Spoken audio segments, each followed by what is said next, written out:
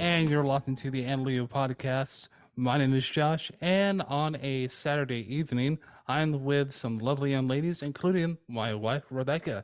Well, hey everybody. Oh, Uh-oh. oh shoot. Okay, let's. Hey everybody.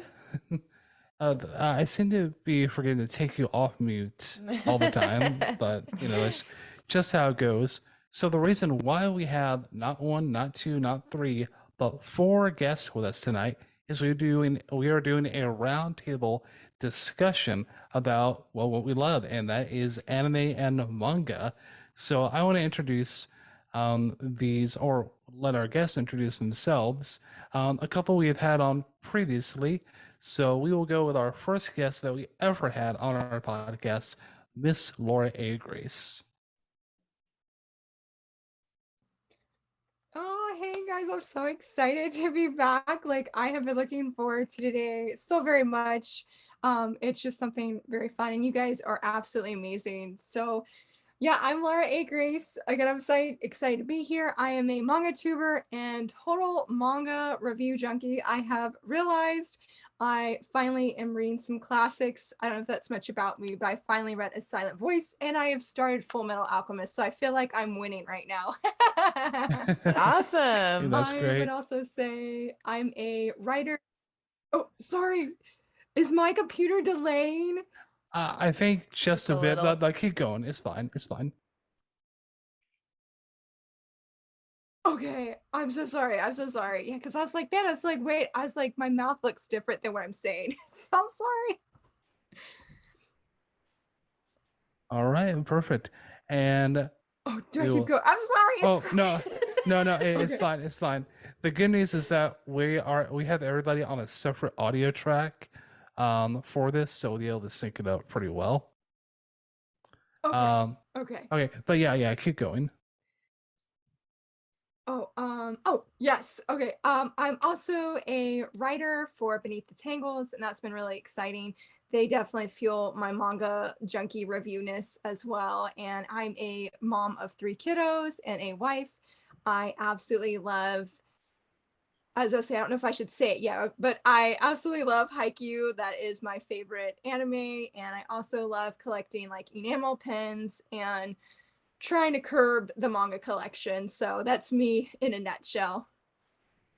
Wonderful. Awesome. All right, and we will go with the guest that we had on, I think, just a few months ago, Miss M.H. Elrich. Hi, everybody. I'm MH Elrich. I am a Christian fantasy author. I published 2 books, A Tanya's Worth and A Tanya's Calling. Recently, also got published in a couple of anthologies, Where Giants Fall, and also with the devotional that Laura A. Grace put together, the Finding God in Anime Volume 2. Woo! So I was in there, and that was exciting. I think Ian Chaffin, if I'm saying that right, Yes. also was there. So yeah, it was just really fun. I absolutely love watching anime with my husband. It's just like a good thing to do after I'm done teaching, because teaching is my day job, but I write a lot. And then also I recently started offering like author services where I help out other authors. So that's just been lots of fun, and that's a little bit about me. Birthday, yeah, I saw on Instagram the other day that you started offering author services, so that's great. Wonderful. Yeah, I'm super excited. I really like helping people. I think that's why I like teaching, as well as writing. I feel like both help people in different ways. So I'm really excited about both those things. Wonderful. Yeah. And now on to our two new guests that have not been with us before, Miss Ian Chaffin. Hello. I'm very new at this. Now, I started writing ever since I was a kid, which is always awesome. And then in 2017, I published my debut novel, Loading Life, a video game novel. And then after that, a year later, I published The Parents and Guardians Guide to Anime, Manga, and Cosplay, which there's a whole story there. And then recently, I've been working on my first series, the Sin series. The first one, Pride, came out last year, and it's almost its book birthday.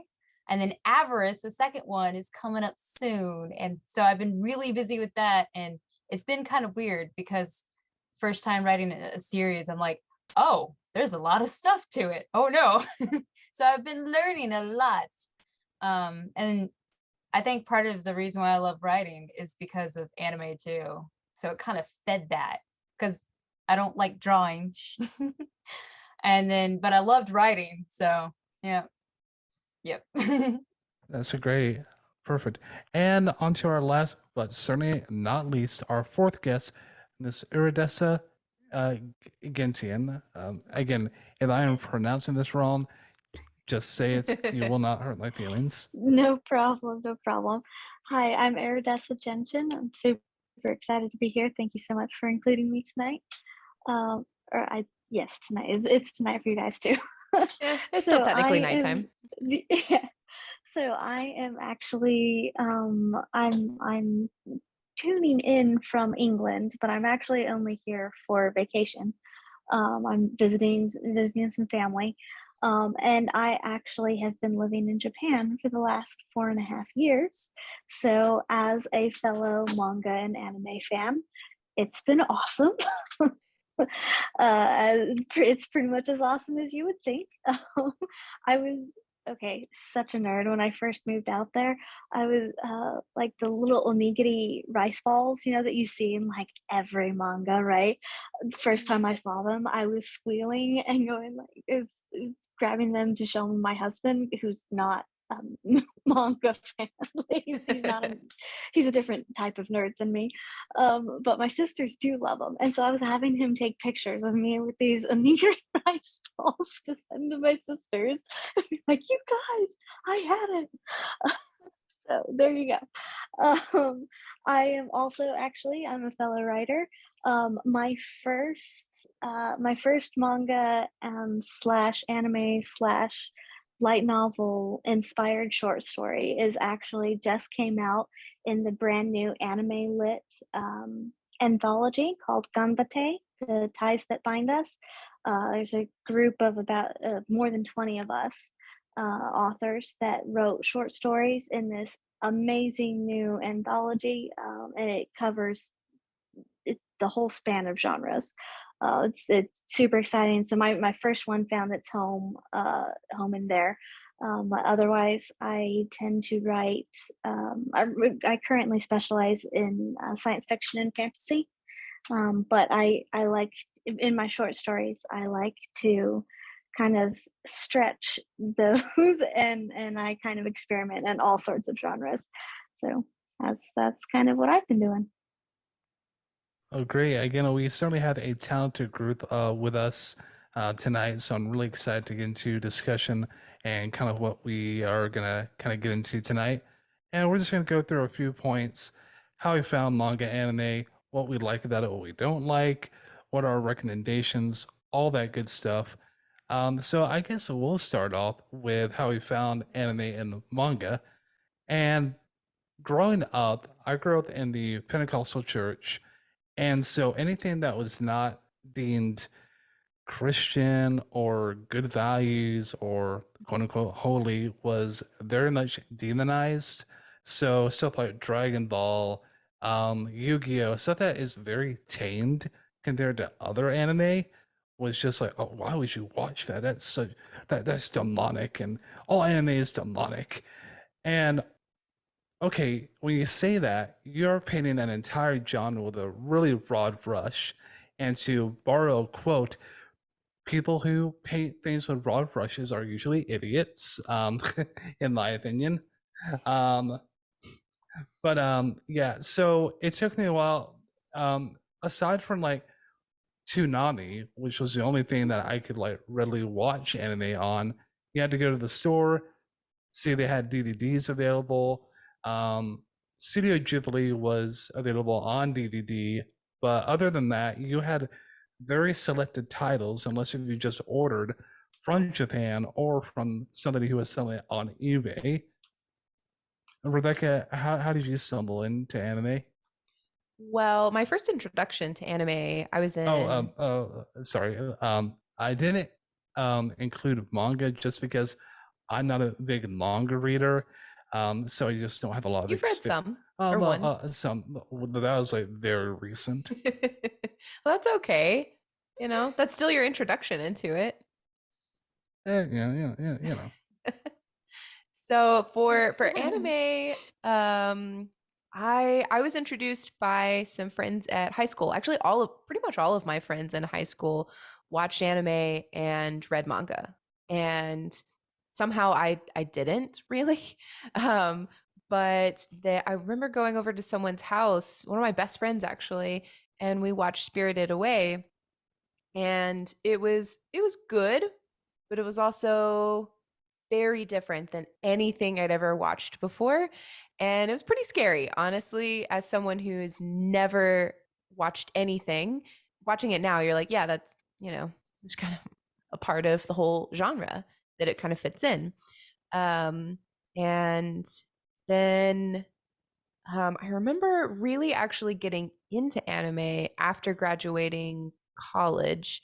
Another high school friend, actually, that I was living with at the time, she really loved anime. And so I actually got to watching, it started with K dramas, actually. That was the real introduction into everything. So, and then I met Josh, and then it was just like, down the rabbit hole of all other anime. And it's been wonderful ever since. For manga, I don't read like traditional manga in Yeah, like you read more of the webtoons, so yeah. sort of the short form. Yeah, so I read a lot, way more than I should, honestly. I read webtoons. Someone asked me the other day, "Well, how many do you have on your list?" And I was like, "Oh, it's like 20 or so, I think, stories that I keep up with on a regular basis." I went back and I counted, and it was more like 50 that I keep up with on a regular basis. I'm like, "Oh, this is a problem." How do I keep up with all these stories? I don't know.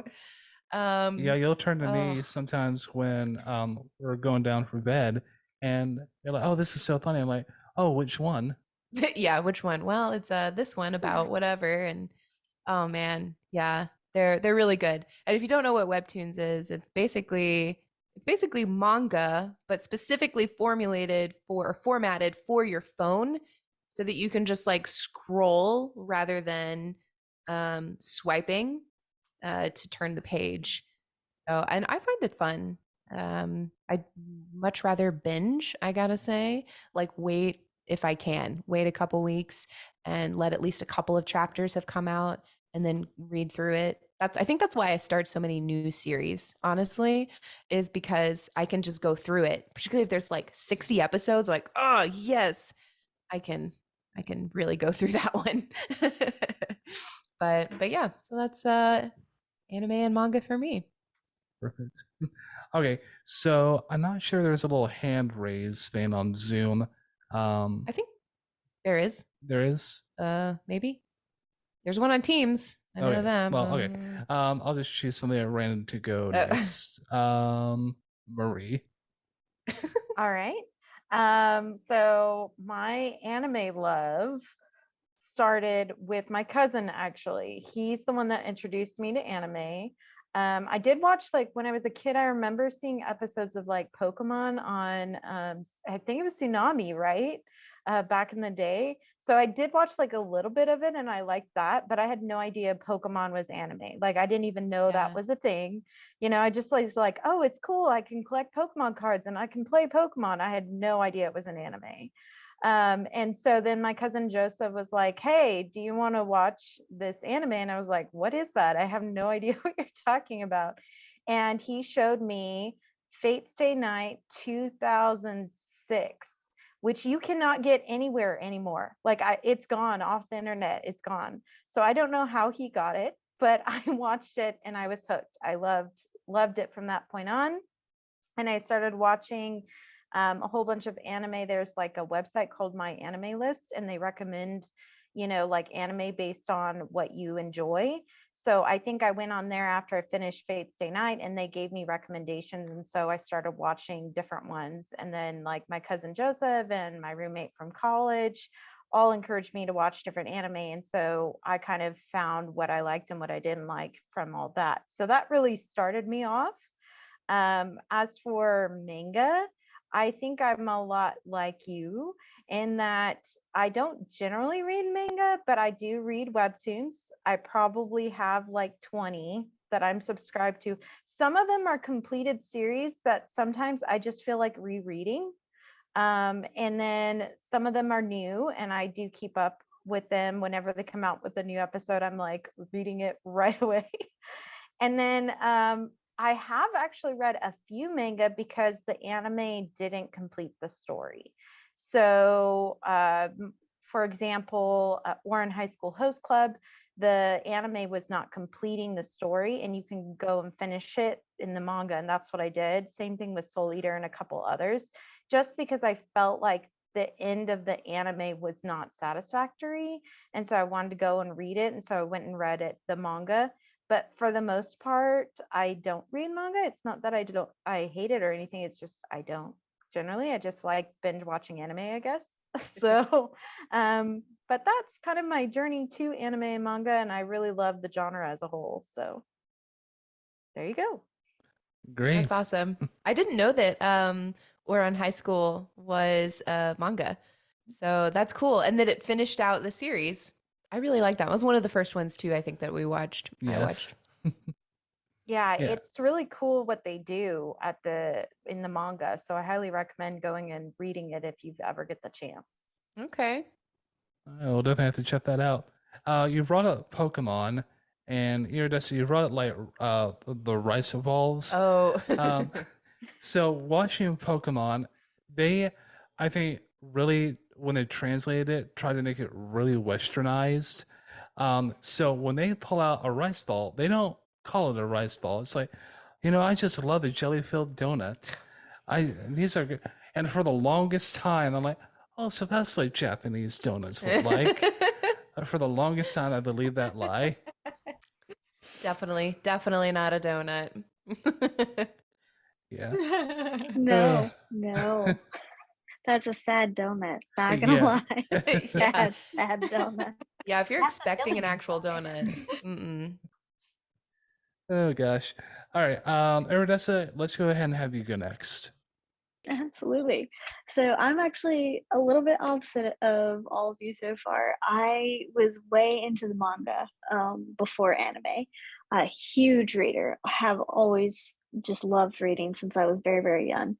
And so and I like pretty art. So manga fit right in, loved it. And to be honest, actually recently I've been very into the light novels as well. So I kind of categorize all of that together: anime, manga, and light novels, because they all have a very similar feel. um, Even though obviously the light novels don't have the art aspect of it and the visual aspect, but still it's all very connected in my head. So I kind of bring them all together. So manga, to be honest, I don't even remember the first manga that I read, but I've also done the webtoons thing, went down that rabbit hole, um, and then finally I did start dabbling into the anime. I tried to actually kind of consciously stay away from it because I knew that was just gonna suck all the little time that I didn't have anyway. So I was going, no, stay strong, and I didn't stay strong. Um, I do remember my first anime actually, and it will always have a special place in my heart. Skip Beat was my first anime. It's not super well known, but oh, did I just fell in love with it right away. It was so funny, so funny. And I couldn't stop laughing through the whole thing. And then when it ended, it ends on a very weird note. Like it has one season and it ends like in the middle of a story arc. And I was going, what just happened? So this was my first anime, right? And I didn't know this was a thing that they do to you. And it just oh, it killed me. So then I had to go find the manga because of course. And so yeah, Skippy still one of my favorites. Although I like a lot of different types of genres, so I kind of go all over the place with that, and that's how I got hooked on this. Great. I love Awesome. hearing like everybody's like introduction, like the first anime that they were introduced to. Um, just I'm gonna point out. So we recently started watching Full Metal Alchemist. Yeah. Nobody who recommended, Oh. and a couple of you did, prepared us for the emotional damage it would do. Especially episode 4, I was not prepared. Yeah, you're only 4 whatsoever. episodes in and you're like, they're ripping out your heart. You're like, oh my gosh, this is, oh, but it's good. But, ooh. On the manga, I think it was volume 4. I went and spammed a friend. I was like, how is this happening right now? I'm so upset. I was like, I'm in denial. And so I don't know what episode 4 is, but I just wanted to say that because I totally resonate with that feeling so much when reading the manga right now. Oh man, yeah. Oof. And I was really, I really liked how much like spiritual and even like Christian like symbolism that there was already, like almost from like the first episode. Yeah. Mm-hmm. Yeah. Yeah, so it's really nice to see that. Oh, I was gonna say, Erudessa, I have heard of Skip Beat and I really liked it. So I just wanted to say yes. And I agree with you. That was one of those anime that you go, why didn't they finish the story? And you want to go read the know. manga. I'm with you Yeah. on that too. That was like, I found out it was a manga and then an anime. So I watched the anime, went back to the manga, and I'm like, ah. Well, when it started, I had no idea it was a manga either, and it was brand new to me. And when it just ended and where it did, I looked and I was like, there better be a manga, and it better be past this. I need to know what happens. Yes. Are you upkeeping with the volumes? Because I saw, was it volume 47 just released or is up for pre-order right now? Are you still reading the manga? Ooh, I was for a long time, and I haven't had a whole lot of time to read manga recently. So, but that's still like top of my list manga when I go back Okay. and I kind of go through phases. I kind of binge everything that I can in a couple of months, and so Yeah. when I start that manga binging thing, that's always my first one that I go to. So I probably have a lot to catch up on still, but I've gotten fairly far in the series. That's cool. Skip Beat is one of the manga that I really want to read because when I did like what shoujo manga should you read kind of like quiz, Skip Beat was the one, and I keep having it recommended to me, but I'm intimidated by the size of it and it's still ongoing. But I'm like, I'm the same way. I'm a binge reader, so I'm like debating, should I It's wait? Should beautiful I go art. for it? Yeah, it's beautiful art, and like I said, it's so funny. Like I'm not a bit. I I know romance is usually like a really big thing in no matter what anime or manga. I'm actually not a big romance fan, but this. There's so much humor in it that it makes it all worth it. Like everything in the story is okay because and they actually deal with some interestingly heavy topics throughout the series. But they manage to always bring back this lighthearted spin in the end. And it's actually quite uplifting as you watch the characters grow and mature. It's very, I love it. Love it. That's Anyway, awesome. Honestly, I know Liz. I know you were one of the people that recommended Skip Beat to me. Yes. That you were like, you need to go read it, Laura. Oh yes. It's really interesting too because the manga artist, she actually changed the art style just slightly because she's like, oh, it looks so terrible and this one's way better and I hope you all don't get mad at me for doing this. So, but the art change that she did, it's still really beautiful. I think they're both really good, but it also reminded me of like my work, like just writing my first book versus now I'm like, oh, don't read the first book. But I'm like, well, it has its values too, so I guess it's not that bad. Oh gosh, with all this Loading. talk of Skippy, maybe we should check this out as well. Although we're going to be sorely disappointed, Josh, apparently, because there's only one season and it Yeah. like stops at the middle of an arc. Mm, You're going So- to have to read the manga. Yeah, I was about to Okay. say. Just, I'm telling you Watch it right now, anyways. you're gonna need to. We're gonna have to commit. nice. Eurydice, you said that you weren't like a big romance. Like romance is actually like the one that I gravitate towards when it comes to like anime. Just something about it, I guess. I think ever since I saw Your Name, like just really like drove it. What's funny is I gravitate more towards like fantasy. That's what I Yes. like fantasy a lot. Yeah. All right, Miss Chaffin, you'll go ahead and go next. How I got into anime, I don't know. Yeah. So sorry. I got into anime when I was like super young. In fact, in my bio, like all the time in my author bio, I always put that I was born and raised on country cooking and Japanese anime. Because it's like I don't know when I even started it. But yes, my first ever one was like Ronin Warriors. And very few people know what that even is. So I'm like, yeah, I'm unique, yay. But it was also on Toonami. And it I don't know what it was that captured me. I don't know if it was just because there was an actual story behind all the cartoons or just it was just like, ooh, shiny. I don't know what it was, but I kept watching and watching. I had to fight my siblings for the remote at 4:00 when Toonami would come on. And like I remember my sister just being so mad because she couldn't watch MTV or something. I'm like, it's anime and I only have like 1 hour to watch it. Hush you. Yeah. And like of course back then I didn't know what it was either. I didn't know it was called anime. I didn't know what manga was. I didn't know what a plushie was or fan fiction was. Which is funny because I wrote a lot of fiction, especially in middle school, because I'm like, I like writing stories. Let's write this about my favorite character.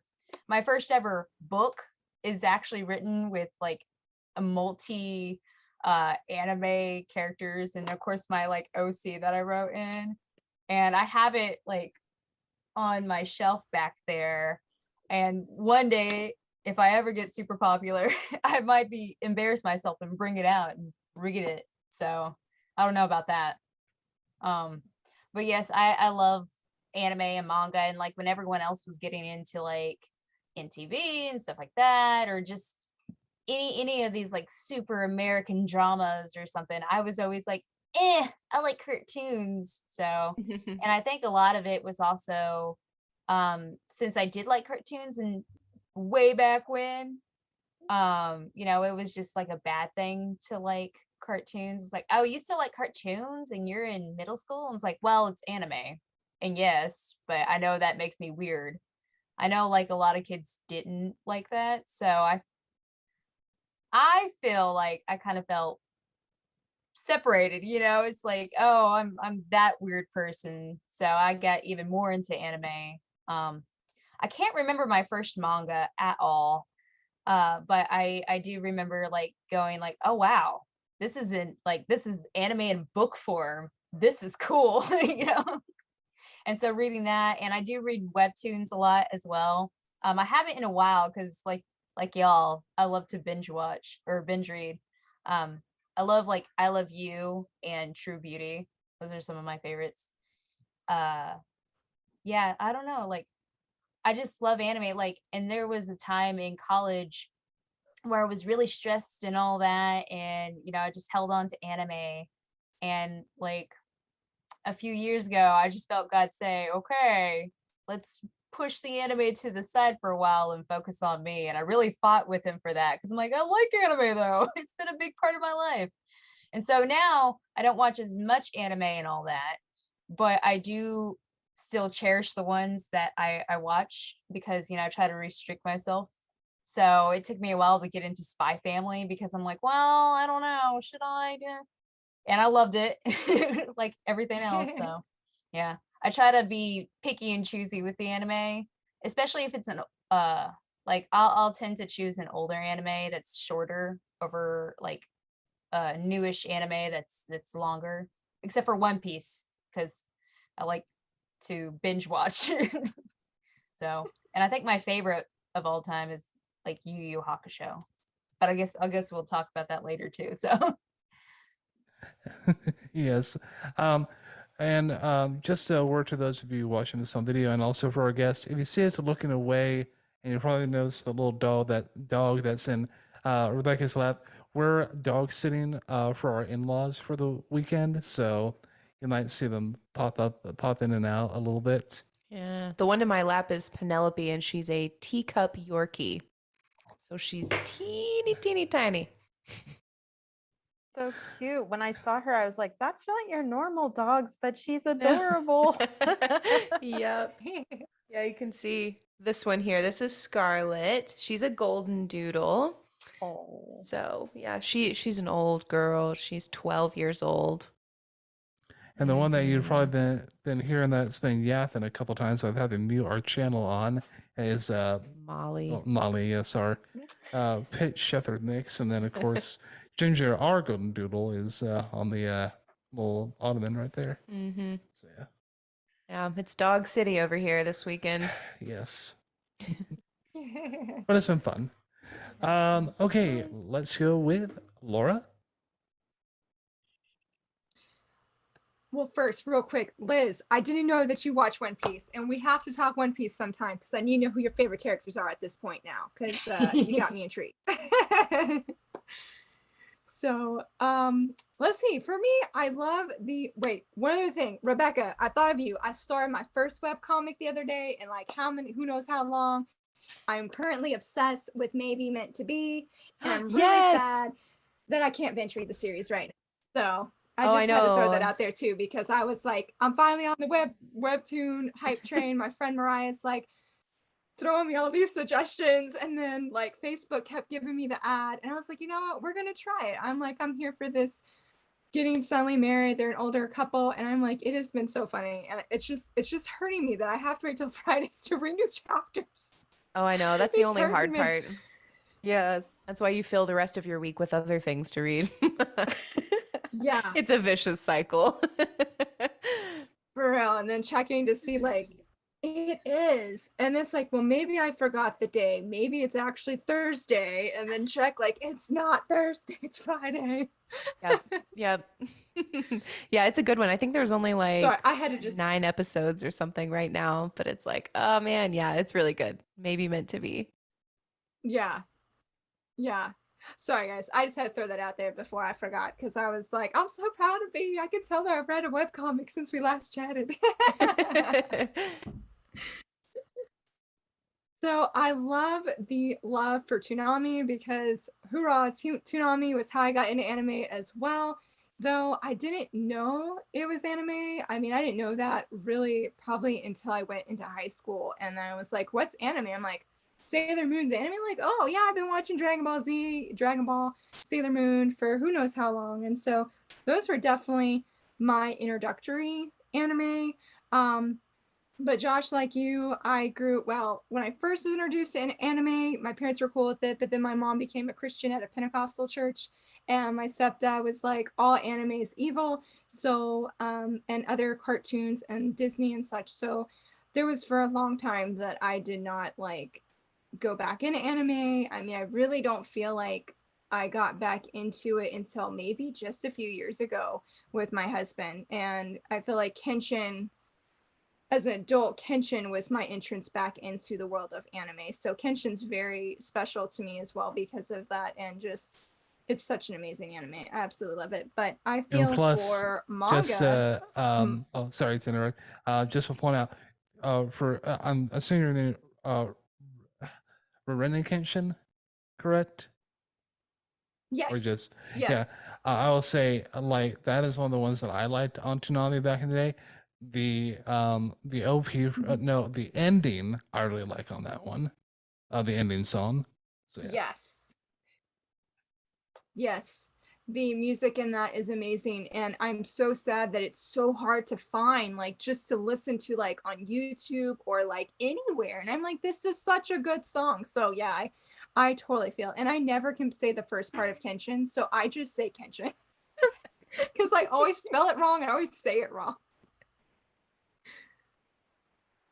Let's see. For manga, I feel like my entrance manga was the manga Mars. I feel bad because I chose Mars over Fruits Basket and didn't read Fruits Basket till this year. So I'm sorry, Fruits Basket fans, for that. But I didn't finish Mars, and then this past year, like just last month actually, I reread Mars for the very first time, and so that was really cool to go back and see what was my introduction to manga and my feelings on it now, and just how the growth from then, I guess, as a manga reader, because I read Mars. It's more of an edgier manga compared to what I usually read, and has a little bit more of adult themes, even though it's considered a shoujo manga, but it just felt more edgier and a little bit more mature for what I typically read. And so that I didn't read anything after I read those volumes at a friend's house. And then a few years ago, Library Wars, Love and War was like my introduction back into manga. And honestly, like, I never would have guessed that I'd be so obsessed with manga, because I love anime, but manga is like my jam. I'm just a straight nerd for manga and keeping up with like what's releasing and just reading it and just talking about it all the time. Like, I feel bad a little bit for my family, because my husband, I'm so excited. One Piece was the one that got him into it, and I introduced it to him. And so he's like getting on that manga hype train, and we have a lot more conversations, I should say, between my husband and I, but that's really about it. So, but I'm thankful that we can all talk about manga and anime here, and it's totally normal, and we're not going to be like, that's sort of weird that you're talking so much about it. Yeah, that's literally the point of our conversation. Yes. So hooray. Yeah. And the point of Yes. our podcast sometimes, Yep. because when we started the podcast, especially when we want to do anime, so we watch all this stuff and we talk about it. Who else wants to hear about it? So that's kind of what we went off of and everything. Yeah. Oh, we want to say one more thing about Toonami. So Toonami, I think it was on in the afternoon, but then Toonami had a night block as well, like for 2 hours. And like, man, I know stuff is different on the night block. I want to see what's on the night block, but of course, curfew had to go to bed. So I would set the VCR and I would have the blank tape and I would set it, okay, go ahead and record for 2 hours. So that's when I watched some very obscure, or viewed some very obscure anime. Lane's Line or something like that. It was very weird. Fully Coolly was one. That was just really out there. I tried to show you it last night You because did? yeah. Oh, the one that I was like, no. Yeah. It just wasn't clicking for me. But yeah, it was more than just the Dragon Ball Z or Pokemon, or Yu Yu Hakusho, stuff like that. And then of course when the DVDs I got, and then when streaming came about for anime, I just blew open the doors. Oh yeah. So with talking about that, let's go ahead and discuss like our favorite. I would say either your top 3, top 5 favorite anime and manga, and if you're going to do both anime and manga, you can have 3 or 5 for each, whichever. And whoever wants to go first, I'm not going to assign. Just speak up. I'm happy to go first again. Okay. So I'm gonna stick to the top 3, which was extremely, extremely hard to do, because I really, really love anime, and Full Metal Alchemist Brotherhood is definitely in my top 10. So despite the heartbreakingness that it ensues every time you watch it, and it just gets worse, I'm sorry. Oh. So fair warning right there. But my top 3 anime are Inuyasha, Fairy Tail, and Kami-sama Kiss. I really like Inuyasha and Kami-sama Kiss for similar reasons, which is because of the characters. I feel like especially the main characters in both, Kagome and Nanami, are both strong female characters without being like physically overpowered. So they don't have to be tough in order to be strong. And then I also feel like they kind of impact those around them and help change or give encouragement to those around them. I kind of feel the same about Honda, speaking of names we can't pronounce, Honor, from Fruits Basket. She has that very much. I know there's other things that you could say about it, but I like that kind of character, a character, especially a female character, who doesn't have to rely on physical abilities to prove or influence others. So that's something I enjoy, especially in anime. That being said, I still like the tsundere type, which we'll talk about later when we talk about tropes, I'm sure.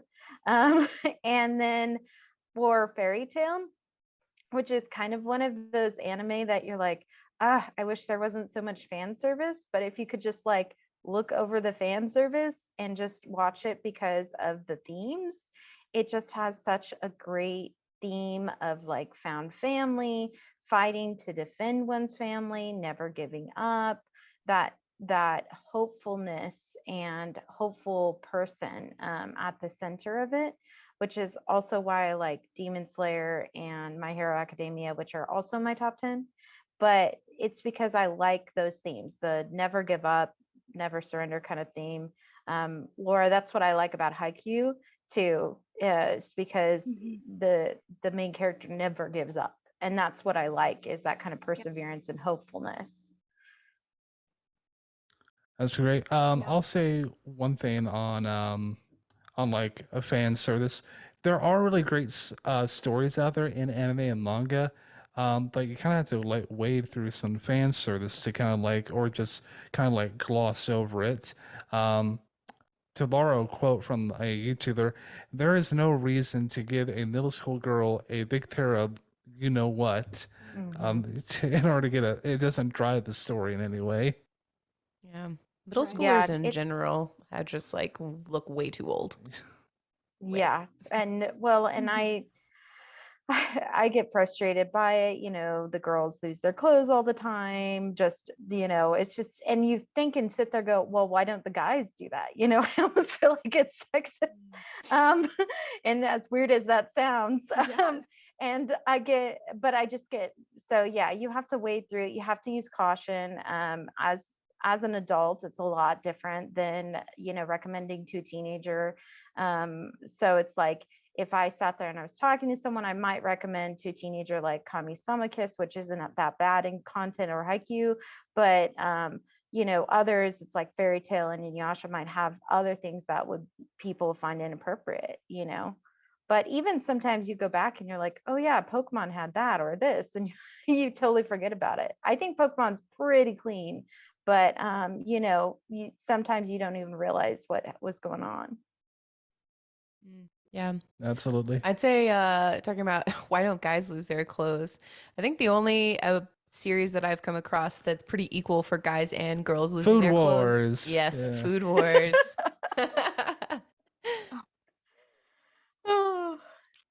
Which is a funny show. I like it. All right, and who wants to go next?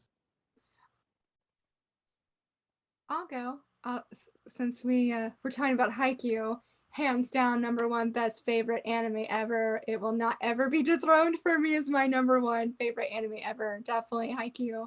I'd say, and for Haikyuu, there's so many multiple reasons. I mean, we could be here all night just me talking about Haikyuu and how inspirational I find them, and just I love and adore Hinata so very much. Like, he is my fictional senpai, regardless that he's so much younger than me. Even when other things happen, like, he's still younger. But I just find him inspiring, very encouraging, and I love almost all of the teams, but specifically I love Karasuno very, very much. So Haikyuu, just there's so many different things that make it my favorite. But for #2, I'm pretty sure I'm gonna go with One Piece, because I feel like outside of probably Haikyuu, I feel like One Piece has been one of the anime that has really touched me spiritually, that I'm just like, I see different situations or character actions that I'm like, wow, like this really, or just points to Jesus' teachings and just personally encourages me in my faith. Like I really, there's a lot of different elements for One Piece too, and I feel like my husband would be very upset if I did not mention it in my top 3 since that's his number 1. So that is also that, and how we have been able to just come closer in conversation talking about One Piece and such. For number 3, I feel like anything past 1 and 2 is like, it depends on the day. So for number 3, I'm going to say your boy Kong Ming. It's so underrated, but it is so very good. And there's no other opening or closing that can top your boy Kong Ming. Like when you talk to people, they're like, I just can't skip the opening. I'm like, you just can't. It's just so good. It's catchy and fun. And I feel like that's a very, well, I'll share about that later, but I feel like it has some really awesome biblical truths as well, and have just really loved the characters, and the musical aspect is so great. And I have unexpectedly found through that anime that I really love music-based anime a lot. So that was an unexpected find for me. I think for number 4, I'm going to go with Cells at Work. That's not my typical thing because it's a little bit more on the bloodier side and I have to close my eyes, but I really love the characters so much. I love White Blood Cell and Red Blood Cell a lot. They remind me of myself like Red Blood Cell does. So I feel like that's a favorite, and I've rewatched that one more than once. So I still have not seen the 2nd season, but I really love the characters. And for number 5, let's round it off. We'll say Kenshin because that one is another special one since I mentioned that one earlier. So that one, just Kenshin is amazing, and his journey is just wow. He's another very inspiring character as well. So I'm gonna stick with those as my top 5 before I change my mind. That's great. I guess I'll go next. Laura, to piggyback off of like openings and endings, I think the only one that could like come close to your boy, again, I know I'm gonna be in the majority here, like everything else in the world with Spy Family. The ending of Spy Family, vibe to it every time. Yeah. So good. Opening and ending. Yes. Both are Oh, good. yeah. I've had Yeah. the ending song though stuck in my head for the past solid like week or two. Like every so often I'll start singing. I'm like, oh, okay. I mean, it's good, but Even like the music video, the original music video for it is pretty cool too. cool is one word. Yeah. Well, it's you know. It's different. Yeah. You're like, how did this?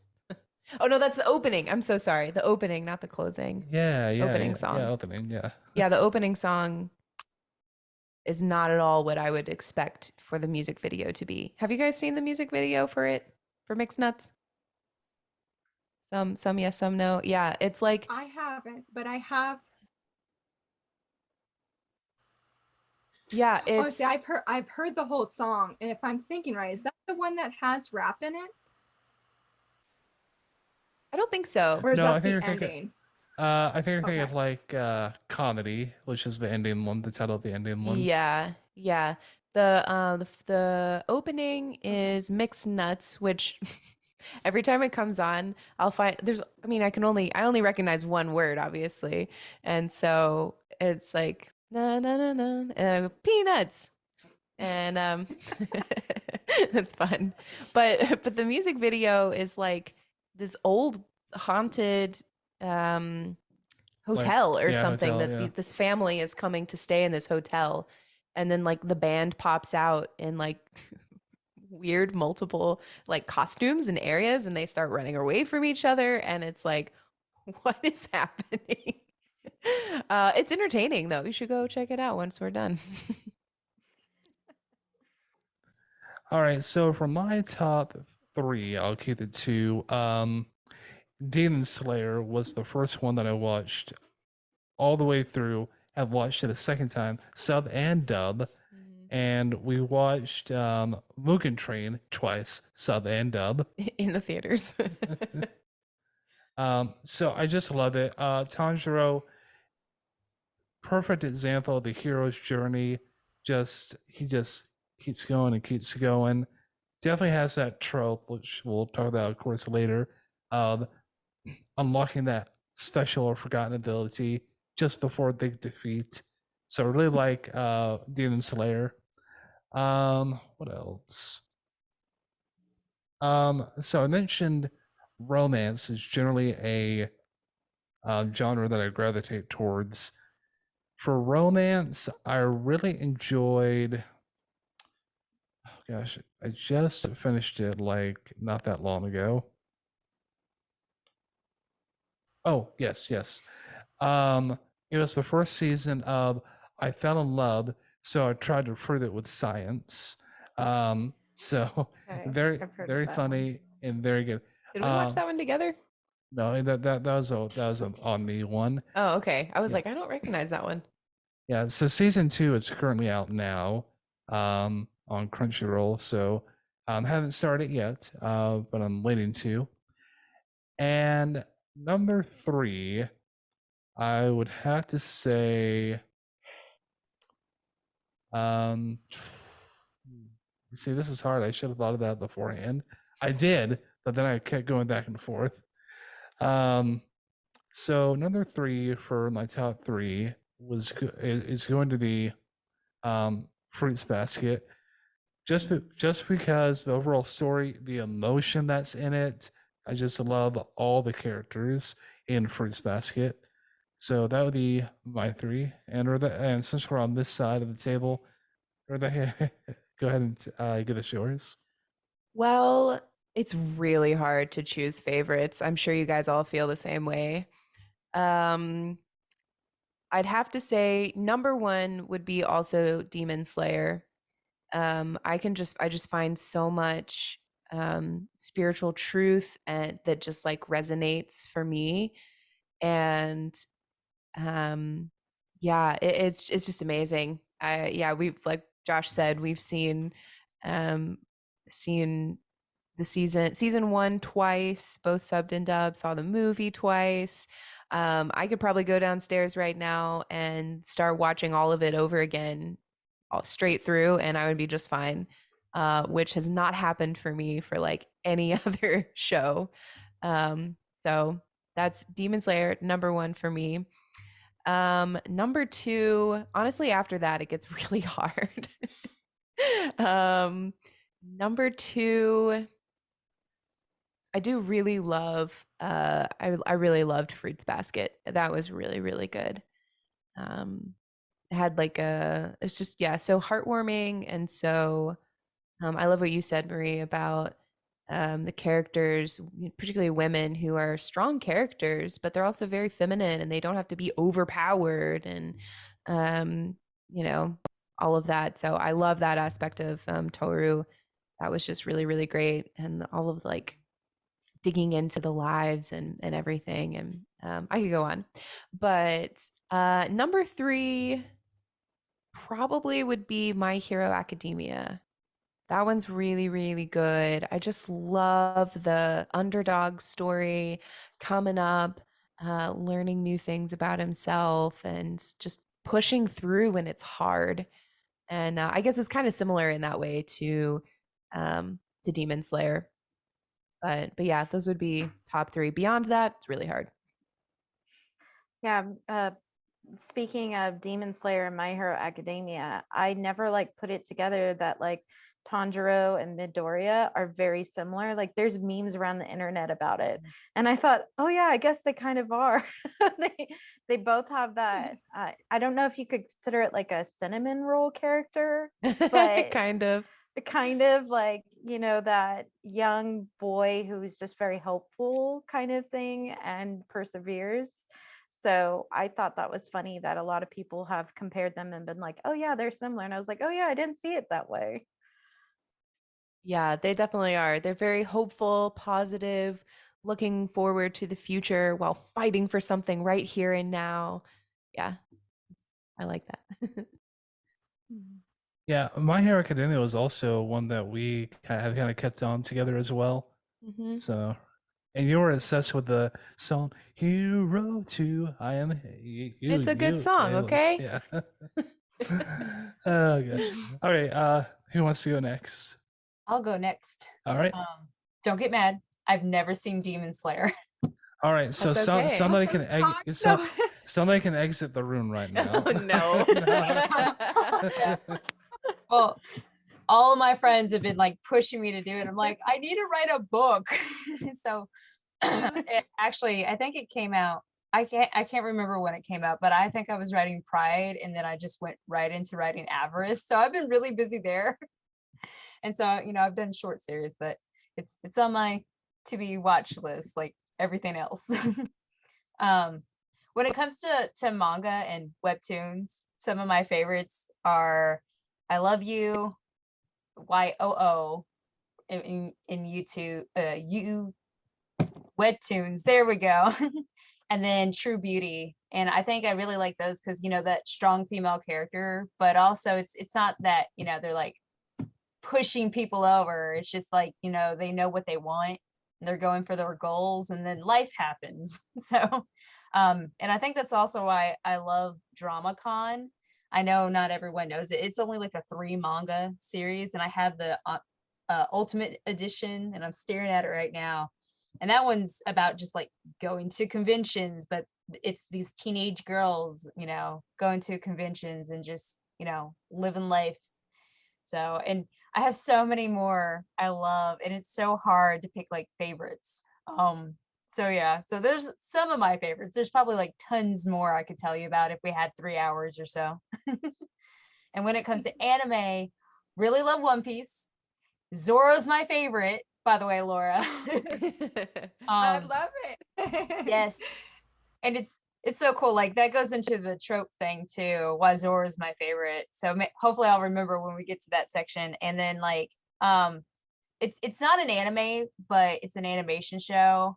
Of course, Avatar: The Last Airbender, and also Superbook, which is an animation show about like the Bible.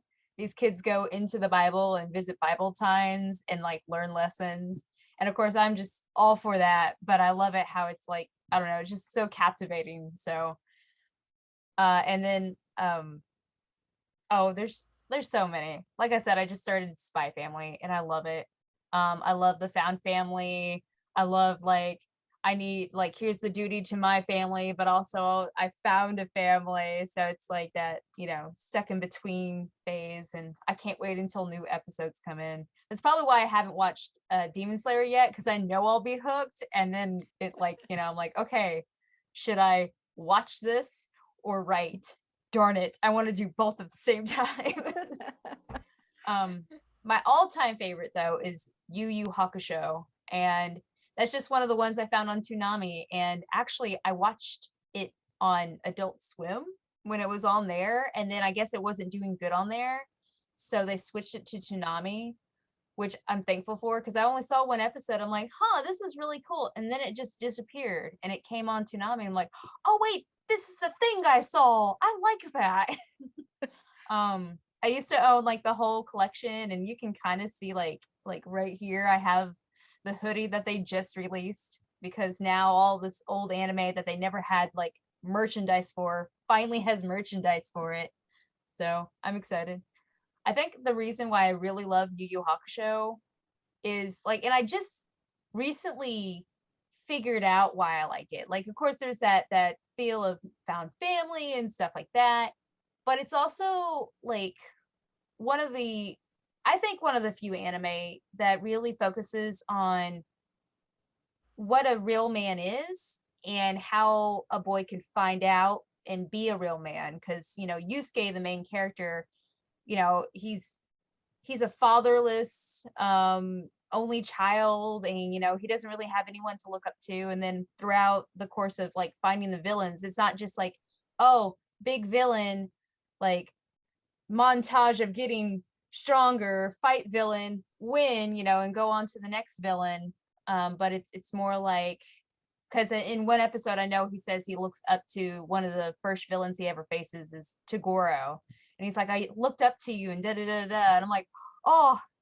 So I think rewatching that episode really made me think about, wow, he's really trying to find not just his place in the world, but how to be a man, and I know a lot of like media nowadays, it doesn't, when it talks about like manly men, it's either super strong or, putting guys down. And I just like, was like, oh, it's kind of like Kami-sama Kiss, she's strong because not because of like she's pushing people down or she's stronger than men, but because of her spirit and just because, you know, she knows what's right and she wants to do what's right.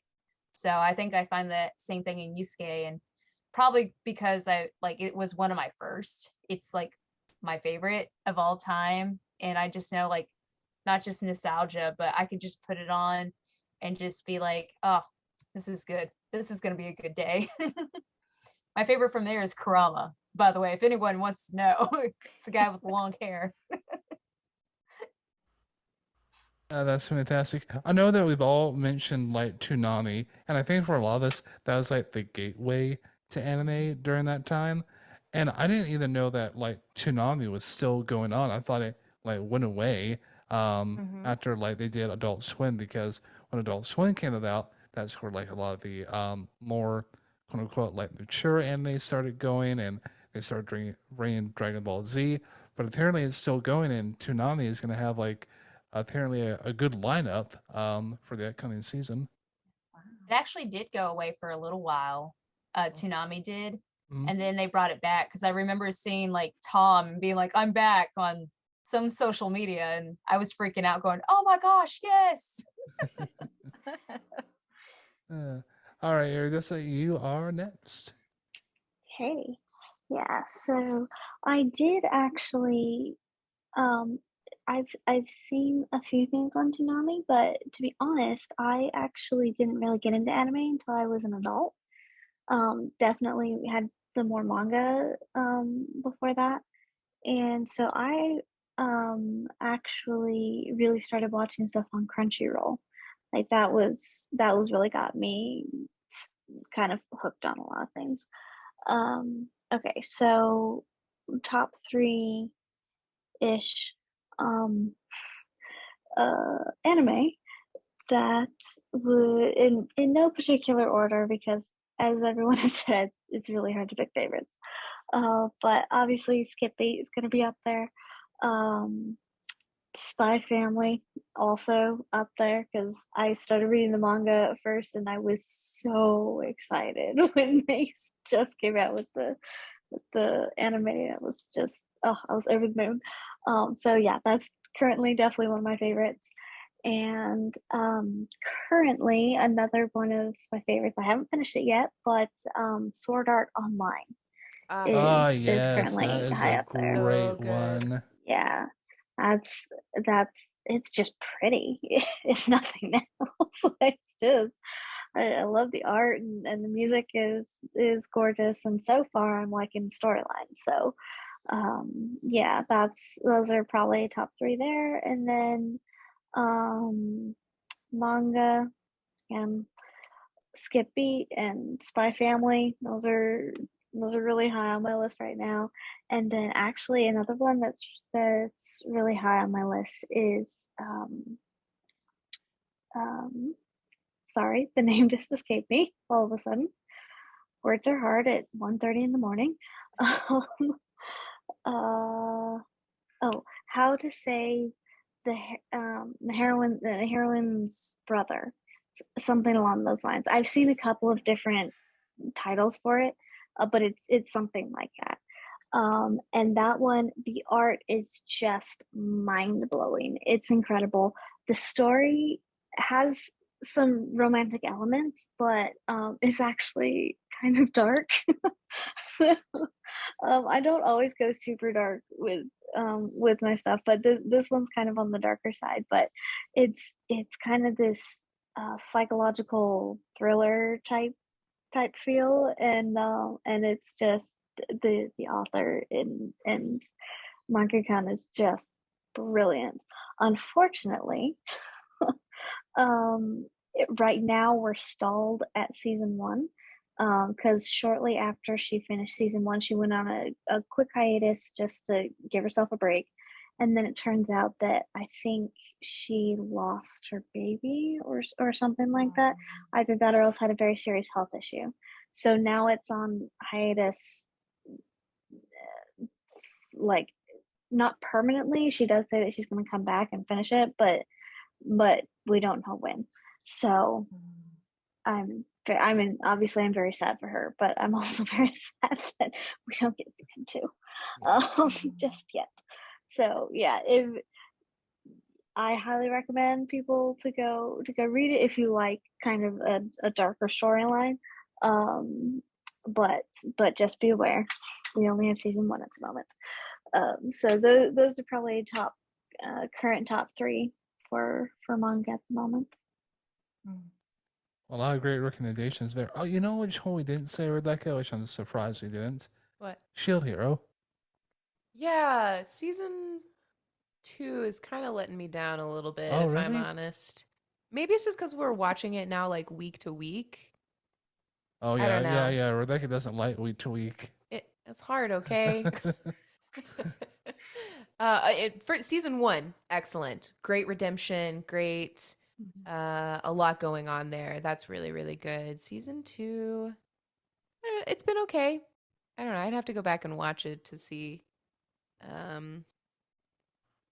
don't know. Yeah, I have to go back and watch it and maybe revise my opinion. I've been hesitant to try it.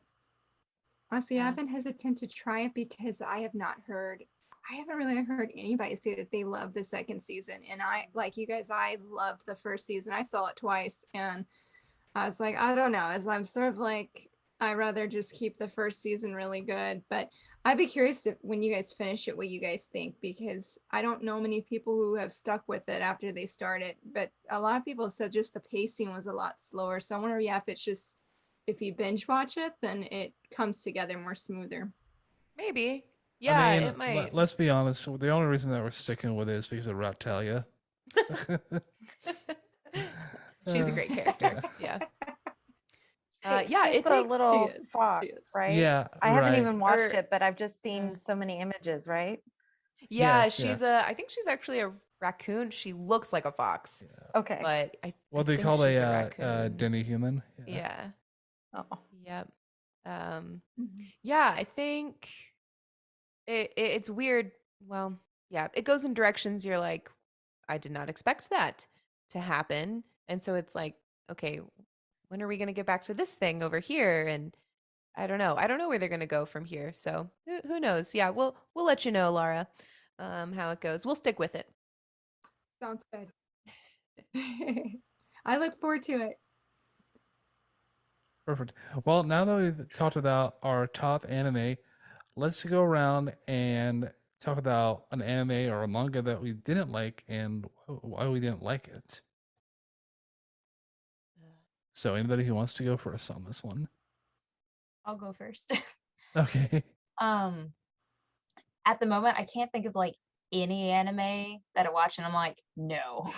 But anything that has like huge amounts of blood or anything like super scary or anything, I don't like horror at all. If it's a little spooky, I'm like, oh yeah, a little spooky, that's fine. But if it's like, we're gonna scare the pants off of you, I'm like, mm-mm. And I know I have a friend who like watches all anime. Like, I don't think there hasn't been any that he hasn't watched except for something like really on the shoujo side. But he's like, why shouldn't you try this? Come on. I'm like, I don't like scary. I don't like to wake up in the middle of the night and go, oh no, what was that? I know I have like seen some anime, like maybe 1 or 2 episodes, but then maybe it'll like come up with something like very very like very demonic. And I'm like, uh-oh, can't watch this. Nope. And so I'll just drop it and push it to the side and be like, nope. And so if anyone suggests it, I'd be like, sorry, can't do that. But yeah, like anything like that. And then anything that's like way too fan servicey. Like Elrich was saying, like, there are some things where it's like, that's kind of fan service, but I can look past that. And it's like, it's like it doesn't like hurt the story too much. But if it's like way over that, then I'm like, which is probably why like I stick to things, except for, well, I can't say I stick to things that are just like for kids or just for the teen section, because there are some things that are geared towards adults but doesn't have that much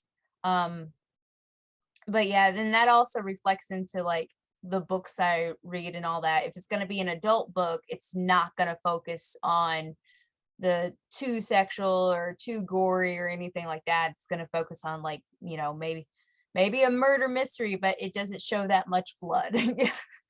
So yeah, it really reflects between the anime and manga like I just pushed to the side and the books I also pushed to the side. So yeah. Yeah, I feel you. It's hard to say which specific ones you don't like, at least for me, because when we see something we're like, "Ooh, don't like that." We just Yeah, stop watching it and I don't remember there titles. there was one. I don't even remember the name of it. I would never recommend it. It was like something like Heavenly Sins or something. I'm like, oh, that seems interesting. The Seven Deadly Sins. No, no, no, Not not that not one. not that That one. one's Oh. fine. That one's Yeah, yeah. fine. It was something like that though, that was like, "Whoa, this is just straight up not Yeah, not this good." it was all Beyond fan yeah, service here. yeah. And I was like, okay, yeah. Um, but yeah, with whatever they said, like the answer is okay, yeah, okay, not too much. I can get over that. Again, stuff that's like really demonic. Again, I can't think of anything really off the top of my head. Yeah, well, there was Um, one that looked kind of like we were on high school, but oh yeah, um Dance with Devils or something.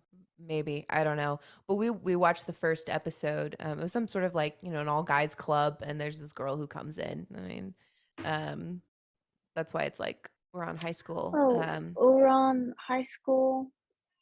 Yeah, it's What, like that one, but it's not. And it gotcha. was really demonic when we were like, okay, it's fine, it's fine, it's fine. And then I don't know, something about it was just like, ooh, that's like actual witchcraft. Like, I bet this is something we can get into later, but there's like there's witchcraft that happens on a show. There's magic, I should say. And then there's witchcraft. That's like, whoa, okay, this is I don't feel comfortable with that. That does not settle well with me. That's what one of these shows are like. Yeah. Other than that, I think the only reason other reasons we stop shows is because the pacing is too slow, Oh or yeah. it's like this is just not capturing my attention, or it's too over the top with something. Yeah. Other than that, we pretty well stick to Yeah, things. we had to start Clan Ad twice because of that. Oh my gosh, Because yes, like nothing we happens for like did. 6 episodes. Yeah. Well, we started watching Clannad though, I think in the pretty very beginning of our anime journey together, and it's a classic. And we were like, well, we should watch this. It's a classic, and we started it. We watched the first 4 to 6 episodes, and I was like, I can't. I'm bored to tears. I can't do this. And then a while later, once we had like watched a lot of other anime, we went back to it, and I was like, actually, this is really good. It's cute. It's okay. So, yeah. All right, and who I'm wants with to? you guys Oh, go ahead. that it's hard for me to kind of pinpoint and point to something and be like, this is the one that I didn't like, because like you said, I just stop reading it or watching it and then I forget about it. I forget what it's called. So I'm with you. What I have noticed though, it is difficult. I do, and this is different for every person, for every Christian. And some things are okay for one person and they're not for Mhm. another, and that's okay. Yeah. Like that, some people have a hard time accepting that, and that's unfortunate because it really is okay. If you do not have the freedom for something and someone else does, it's all good. But so for me, I do have to kind of pray about certain things, um especially sorry, my earbud fell out. Especially living in Japan, I get to see kind of firsthand the how subtle some things can be, because in their storytelling and everything, they kind of blend in a lot of different things, and so it's very interesting sometimes because I can start out a story and they brought in some Christian elements, and so it's kind of like, oh, this is kind of cool.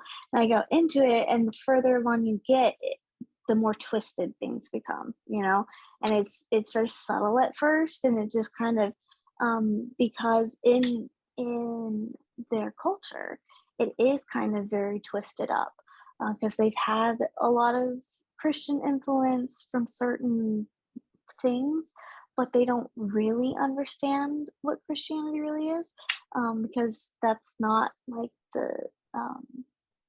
that's not the official religion in Japan. And they've got kind of influence from a whole bunch of different things, and so it's very interesting to see that blend here and talk about the fan service. One of the very unfortunate things about Japan is that child pornography is legal there. Oh, wow. And yeah, so that's another thing that I have to be very careful of if I'm looking at something in Japan. Oh, honestly, I get a lot of my stuff from the States, even though I live in Japan. One, because I can't actually read Japanese very well yet. They have 3 different alphabets, and I'm struggling to learn all 3 of them. But so that's part of it. But the other part is I do have to be really careful about where I get stuff because certain things are legal there that are not okay. So yeah, that can be a little tricky. Yeah, and on that topic too, Erudessa, what I listed with mine was like hentai, ecchi, harem, and incest. Like any of those for me are a big no-no. For example, I started watching The Irregular at Magic High School, and at first glance I was like, oh, from the premise it looked interesting, and then it's actually incestuous. It's like encouraging a relationship between a boy and a girl who are siblings, and it's just weird. So I've watched a couple of them where it's like you're watching it and at first you're like, oh, it's okay, and then you get into it and you're like, oh wait, no, what just happened? Like, no, I can't watch that anymore. It's really unfortunate too. I have watched some harem anime that wasn't bad in terms of content, but it's just like I get frustrated with it, I guess, because I don't like the whole premise of a guy or a girl, because there's reverse harem too, being unable to choose one person who they like. I just get frustrated by it. I liked Twilight, but I still got frustrated by the love triangle. So it's an interesting one for me. That particular kind of anime is like, if it has a harem, usually I avoid it just because it's frustration for me. No, that's totally fair. It is tricky. I'm not overly fond of those particular genres myself, and a lot of it is, it's frustrating because I'm sitting there going like, you either say yes to one or no to all of them, because this is unfair to everybody involved. Like, what are you doing, girl or boy? Like, whichever or one boy. it is. Yes, exactly. Stop Like, it. We could just grow reach up, be across a and man. say stop it. Yeah. Or, And or honestly, if you the worst can't answer you could give is like, well, I like you all. No, that's not an answer. No, well, that's exactly. It's like, if you can't choose between them, then that's your answer. It's not like it's one or none. Like, get over it. Yeah. Erudessa, I think Yeah, the the manga. unfairness of it. Go ahead. I was just saying, yeah, talking about like the harem, I think it's the manga and I think it's an anime, girlfriend, and it was written specifically where the guy did not have to choose, because I think it was the okay, what's the one with the quintuplets? That manga. There's like 6 quintessential sisters. quintuplets. Yeah. Yes. Yeah, but I heard Girlfriend was written because he was sad. The manga creator of Girlfriend was sad that the guy didn't end up with all of them. And I'm like, this in Girlfriend, I've never seen it, but I'm like, you having 3 different girlfriends is not the solution to your problem. So I totally just echo what you ladies are saying, that I'm right there with you on that. Now, Girlfriend, is that the same or different than Rent a Girlfriend. That's different. Different. Okay. Yes. I wasn't sure. Girlfriend. We tried to watch and like. It is different. Did we? Yeah, Rent a Girlfriend it has some elements of the same, Mm. but yeah. Yeah. Yeah. It reminds me too, Marie, when you were talking about incest, I immediately thought of, oh my gosh, Josh, what is it that we watched? Do you know what I'm talking about? Do you know what Oh gosh, yeah. Okay. This was against both of our better judgments. It was what was it? I know the name is escaping me at this point. Yeah. Wait. What? It's the one where this guy, their parents end up getting married and now they're step siblings. Oh, And yeah. the one was a Yeah, teacher. Domestic Girlfriend. That's There what we it was. go. Yeah. Yeah. Why did we end up actually deciding to watch that? I don't know. It To was see what's wrong with it, you maybe? know, The whole I time we were guess. like, Yeah. no. We did Yeah, actually there's finish like that one. there's Marmalade Boy I tried to watch, and they have that same premise. Like basically the parents get married and then like the two of them fall in love, which is weird to me. And then like the other one that I just saw is new is like where like my new stepmother's daughter is my ex or something. I've seen that one and it's the Oh, same yeah. premise. And I just I Yeah. can't do it. I understand they're not blood related, but it just Yeah. it's weird. Like It's I icky. just- It just No, feels Yeah. icky. I agree. I agree. I'm totally there with you. yeah, Now it just there yeah. is one that's kind of like the same called A Couple of Cuckoos. That one I think falls into a different type of thing. Oh yeah, that's different to me. Yeah, it kind of the same. Well, not the same. It's like the kids get switched at birth and then Yes. the families find out about it. And so Right. they meet and then they're like, hey, we're going to make you marry. Because Yes. some Japanese parents still do that. Just Mhm. very Oh, okay. few. But it's Uh, it's weird, but it's like, I don't know, it's okay-ish because they're not like blood. I don't know. It's weird. yeah. Yeah, they're not related in any way. At least they're getting to know each other. Yeah. Yeah. That's what the show's all about. So that's good, Not just throwing everybody in together. But Marie, Yeah. sorry to cut you off. What were you gonna say? Oh, no, that was all I was really going to point out was just that there's these weird anime where you have this odd relationship between brother and sister, even if they're not Mhm. biologically related, it's still just uncomfortable. And unfortunately too, I didn't know child pornography was legal in Japan. That's really sad.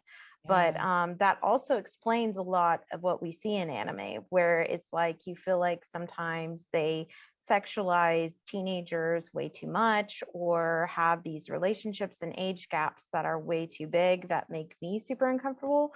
Especially being a teacher, like I cannot watch an anime or read a webtoon that has a teacher-student relationship, because for me, Yeah. it's like that is extremely against my ethos. Like you should not do that. And there's such a wide age gap between you and your student. It's just wrong on so many levels. And so those kind of anime and manga and things bother me a lot. And so I tend to avoid them. But it's really hard because I think that they're popular. And so it frustrates me because they get multiple seasons, but then like great anime like Skip Beat and I just watched Yona of the Dawn and they don't get a second season. And that bothers me so much. It's like, why do all these harem and stuff get second seasons, but the ones we like can't get a second season? Or like the ones that have those weird relationships, they become so popular. Not even the second season, they just like they're everywhere at anime conventions, everyone's talking about them, but then you're like one of them that I actually saw all the way through, it was, I can't remember the full title, but it was like the Dragon Maid one. And then I didn't think of anything of it when I was watching it, but then like I found out a little bit about like the manga artist's background, and like he's really into the child pornography, and like just thinking about the series, I'm like, oh no. So I refuse to watch stuff like that. And I know some people are like, oh, well, that's just a part of the, you know, the artist's life. And I'm like, but the artist's life bleeds into art itself. Like, you know, that's true for artists and authors and all that. It's kind of like Yeah, and if saying, you're supporting them, yeah, that you're supporting that, you know, in a way. That's yeah, it's mm, kind of like if someone were to say like, oh, here's Lord of the Rings and here's J.R.R. Tolkien, who was Catholic, and oh, but that has nothing to do with the art. I'm like, it does a lot. It does a lot. Which I love Lord of the Rings, but you know, it's one big example of that. So, okay, so speaking of Lord of the Rings, I don't know if you guys are Amazon Prime members, but I just received an email like 2 days ago or something that there's a new Lord of the Rings series coming out in September, I think. That's I don't know where it fits in the whole thing, but the trailer looked pretty good, I gotta say. it's before The Hobbit. Oh, It's wow. I believe as they're making the rings, so it's called Rings of Power. I believe it's when they're making the rings. Yeah, it's supposed to be like Lost Tales kind of section, like Silmarillion Lost Tales. I have mixed feelings about it. I'm not so sure. You know, you hear stuff all over the internet about it. So I'm kind of like, I don't know. I give Rings of Power the same as anime, which is like my 5 to 7 episode rule. Like, if you are not good after 5 or so episodes, I'm probably not going to watch you. Like, that's kind of my general rule just for Yeah. any That's new fair. show. You're Yeah. that's probably smarter because usually I go about 2 episodes. I'm like, if Yeah. I'm not hooked by now, all right, I'm done.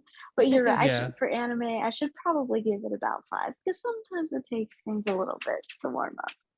There are Yeah. very Right. few that we've given like a hard stop no after the first episode. We usually give 4 or so. Yep. Mhm. Well, So me and my husband are really slow anime watchers. So if it's not after the first episode, I feel bad. It's a no. Like I was trying to think, like this was honestly the hardest question for me. I'm like, what anime or manga do I dislike? And I came tonight was like, I don't know. I don't know. But then Liz shared that she didn't have an answer right away, and I was like, I'm glad I'm not the only one. But as we were talking, as you guys were sharing, I don't know the name of it, but I I guess for me it has to be humorous, and I can't if I don't like the character and their actions, I can't move forward. And the only one that was like that, I don't know the name of it. It was a very trippy anime though, but when he shoots his arrows, they hit, they turn things into mushrooms. There's a giant crab that's in the desert. There is a snail plane that flies. And it's beyond trippy. It is the most literally trippiest thing I've ever seen. But I could not get behind the main guy. He was so mean to his mentor. And I'm just like, I can't cheer for you, man. I can't. You have to be, I get that you're like the grumpy character and that's fine, but you cannot be so hateful and like I feel like just beyond hateful to his mentor. Like, especially, I'm like, your mentor is willing to die for you, man. And you're still saying hateful things, but you're like, I don't want you to die. I'm like, well, your actions don't show what you're saying. So I feel like that's the only, I mean, I love the premise. I mean, truly, like, it's one of the most unique things I've seen. I'm like, I'm totally here for that. But if that guy could just be nicer, plus the side character is the same voice actor that does Tanjiro. And I was like, you got that in your favor, but just the main character. And Liz, don't come for me, okay? But I realized that I'm a really strict anime watcher. If it goes away from the manga, I won't follow it. And so I could not get past episode 1 of Yu Yu Hakusho because it did not have my favorite chapter from volume 1. So I'm so sorry. I'm so Skip sorry. to the dark tournament. Just skip I to the know, dark I was like, tournament. Everyone else does. It's fine. well, that's what my friend said. She's like the beginning, I think, or maybe it was the manga sloth, the YouTuber. He's like the beginning's different, and I can also feel your bald-headed senpai. I can feel her wrath of me saying that I did not like the beginning of Yu Yu Hakusho. But how could they skip the dog episode or the dog chapter from volume 1? Do you know what It I'm talking was- about? Yeah, it was a really good surprise for me because I watched the anime first and then discovered the manga. Oh. So I was like, oh, it's like special content. So that's how I viewed it. So I wish that would have been me, because when it came to the Fine Gun anime devotional, one of my submissions wanted to be on that specific thing. And so I was like, I'm going to go watch the beginning of Yu Yu Hakusho. And I'm like, I can't find the episode that reflects the beginning. And so I told myself that it's not because I don't like it. It's just because I was so hurt that my favorite chapter was not in the beginning. So I feel like I'm very critical, like, and I feel so bad. I was like, I don't want to be one of these people, but I just rant to my husband about things. Like, I love Spy Family, but there's certain things in the anime, I'm like, it does not follow the manga. And I'm like, babe, it doesn't follow the manga. And I just go on these mini rants. That's not to say that I don't like Spy Family. I love Spy Family, Team Lloyd forever. But I have realized if I read the manga first, it really affects my viewing of the anime for anything. And I don't want it to be that way. So I feel like I have to watch the anime first, but sometimes before I read the manga, or it has to be a really long time. Like I had to do that, like Haikyuu is a prime example. I had watched it and rewatched it, the anime, and then it took almost over a year or longer before I finally could pick up the manga and not compare what was different or what was the same. So I guess that would be reasons why I wouldn't like a certain anime, but I feel bad. I was like, I don't want to say Yu Yu Hakusho like this. I know it's your favorite manga or your favorite manga and anime. how It's dare like, you? that was the only one that first came to mind. Oh gosh. Laura, it's just like the movie and the book, you know, when you've read the book and you watch the movie and you go, Yes. the movie slaughtered the book. It's just so frustrating. So sometimes you have to watch the movie and then read the book, or otherwise you don't enjoy it, or vice versa or something. I don't It's know. so true. Yeah. Oh yeah. Yes, and I'm just like that with novels and movies. It is why I have not seen the final two movies of the Hunger Games, because I heard there were changes and I just knew that that was something that would really bother me, because I love the trilogy, like the original trilogy, so much. So I just, it's just, anime is so amazing. And Spy Family is a good example of any small tweaks that they've made in the anime has only, I feel like, enhanced for the most part the manga. So I mean, like, that's a really good thing. And there's other anime, I can't think of any examples right this moment, but that it just enhances it. So I'm like, it's not always a negative thing, but my brain just is like, it's deviating from the original source. And I just really, really struggle with that, as much as I don't want to struggle with that at all. At least anime, they try to get as close to the manga as possible. Like on That is sometimes, true. if the person's sick or if the manga hasn't finished, they have to like wrap up the anime, but at least they try. Yeah. But Yeah. going back to the Lord of the Rings, I'm very skeptical of this new series because I'm like, how much of Tolkien's work and Tolkien's vision are they actually going to bring to life versus we want money, here's a ring, buy them all, their collections now. Very skeptical of like any like American stuff. Oh, so true. That's Yeah, fair. that's a really good point. And because I mean, I know Tolkien didn't say that. He says that he didn't specifically put in like Christian themes, but like it definitely influenced. Yeah. So like what's going to change? I am curious about that to see what's going to change. Yeah, it reminds me of have you any of you guys heard of the Wheel of Time? Yes. I haven't read Yeah. it. Yes. Yeah. So I'm reading the books right now. I'm on book 5, I think. Yeah, book 5. They're so good. The books are really, really good. I like them a lot. But I went to watch the first season that's on Amazon, and they changed so much that I'm like, I don't know if I can continue with this. Like it made the relationship between the Aes Sedai and the warders like a sexual thing. I'm like, it's not a sexual thing. This is a warder protects Aes Sedai to do their thing. That's all. They just have a very deep connection, and that's what it is. And there were some other things that were like way overly sexualized. There was like a lesbian relationship that did not need to be in there, and it was like, okay, that's not what the books are about, and that really frustrated me. So Yeah. Yeah. Book or manga versus whatever visual thing. Yeah, it's hard. Becca, you'll have to Yeah. tell me if you can get past book 8 because I stopped at book 8 in the Wheel of Time. Oh, okay. Yes, I'll let you know. It's my my commute time book that I'm listening to, which is nice. Yeah. Well, getting on I to. Oh, go ahead. sorry. No, you're good. I apologize. It's 2 o'clock in the morning for me, and I actually have to get up in 5 hours. Oh, Plus, okay. my phone has been fritzing out on me a little bit, so I really apologize. I think I'm gonna have to jump off of here. But thank you so much for letting me come in completely Oh, last yeah. minute, and I really appreciate it. Yeah, absolutely.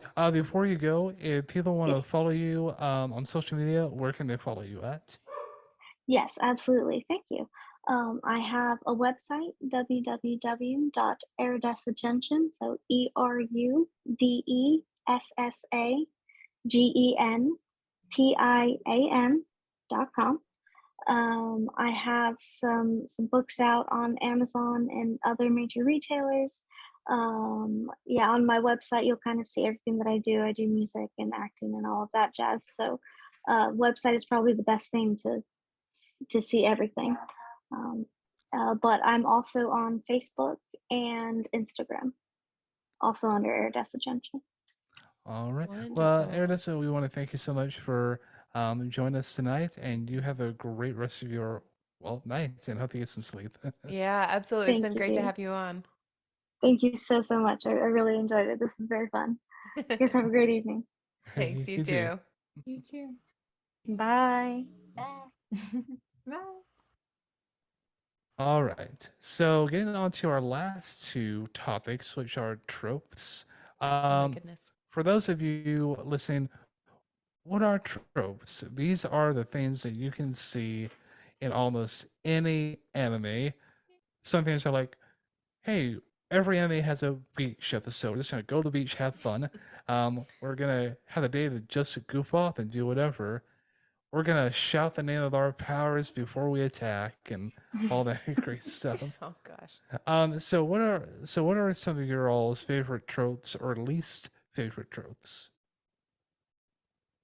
Found family, hands down, favorite trope. Mhm. I think, and I know we'll talk about a little bit in our last thing, but found family is like, kind of like God's family. It's found family or refound family. So I love seeing that. And I think that's why I fell in love with Spy Family. Like I knew I would, because people are like, yes, then they have to make this fake family. I'm like, oh, found family. It's probably also why I like One Piece and Yu Yu Hakusho, because there's that found family. And then like the power of friendship. And I know I did a piece for, I think, the first Finding God in anime, where it was talking about the power of friendship.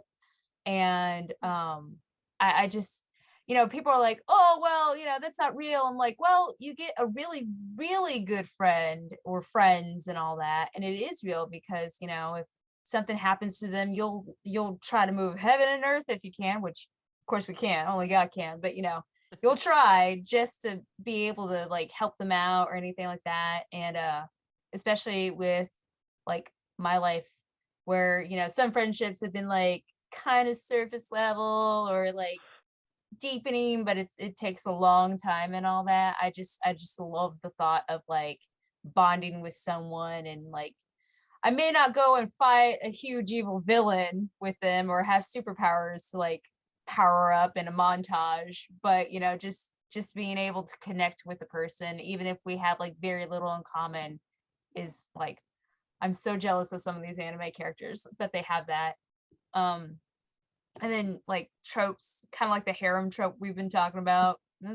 It depends on how it is. Like if it's like a funny haha thing, like in Oron High School, it's like, okay, cool, because it's kind of played in Oron High School, but it's friendship is the harem's whole thing in Oron, or at least I think so.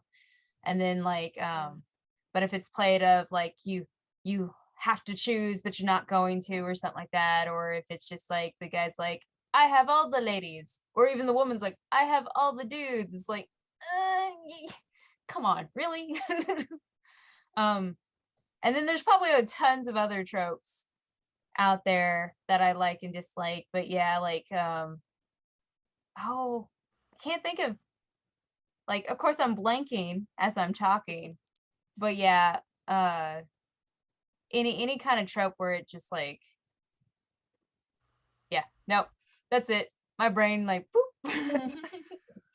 You'll probably remember it as we talk about it, huh? Yes. Yeah. Yes.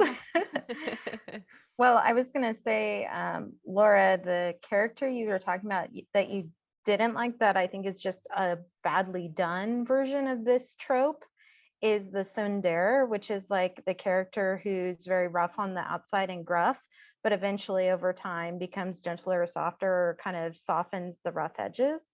I think, it can be either done really well or it can be done really poorly. For example, like Bakugo from My Hero Academia, I actually, the very first time I watched My Hero Academia with Japanese subtitles, I really did not like him, even at the very end. But then what's funny is I watched the English dub and I liked him a lot better. It was like I could understand him better with the English dub than the English sub. It was so strange. So sometimes it's like the tsundere is like that one character that's very typical in anime, but if it's not done just right, sometimes you're like, oh, I just hate that person. Why does everyone like him? I don't get it, because they're very gruff, and then they just continue in that instead of like softening a little bit. So yeah, that's what I was thinking of, Laura, when you were talking about that anime you watched, where it's like, oh, he's so gruff. He has no soft edges at all. So that's very frustrating. Yeah. That's Okay, a so great point in Bakugo. Oh, go ahead. Sorry. oh no, if you're gonna say something about Oh, Bakugo, go ahead. I'll say, and I feel like that's a great point because Bakugo is a very prime example, and I feel like Bakugo is like, I mean, my husband and I are very behind on My Hero Academia, but even what I've seen, he does have that softening of the edges, and I do feel like the one I watched, or maybe I just haven't gotten far enough, but I do feel it was much more extreme because at least with Bakugo, there's times I feel like where the manga, even if you're like, I hate this dude's guts, that there'd be moments that Bakugo where he does things where you're like, okay, I can like him a little bit. The hate for him or the dislike for him is not as strong because you get those moments. I didn't get that in the other anime at all. Like you haven't.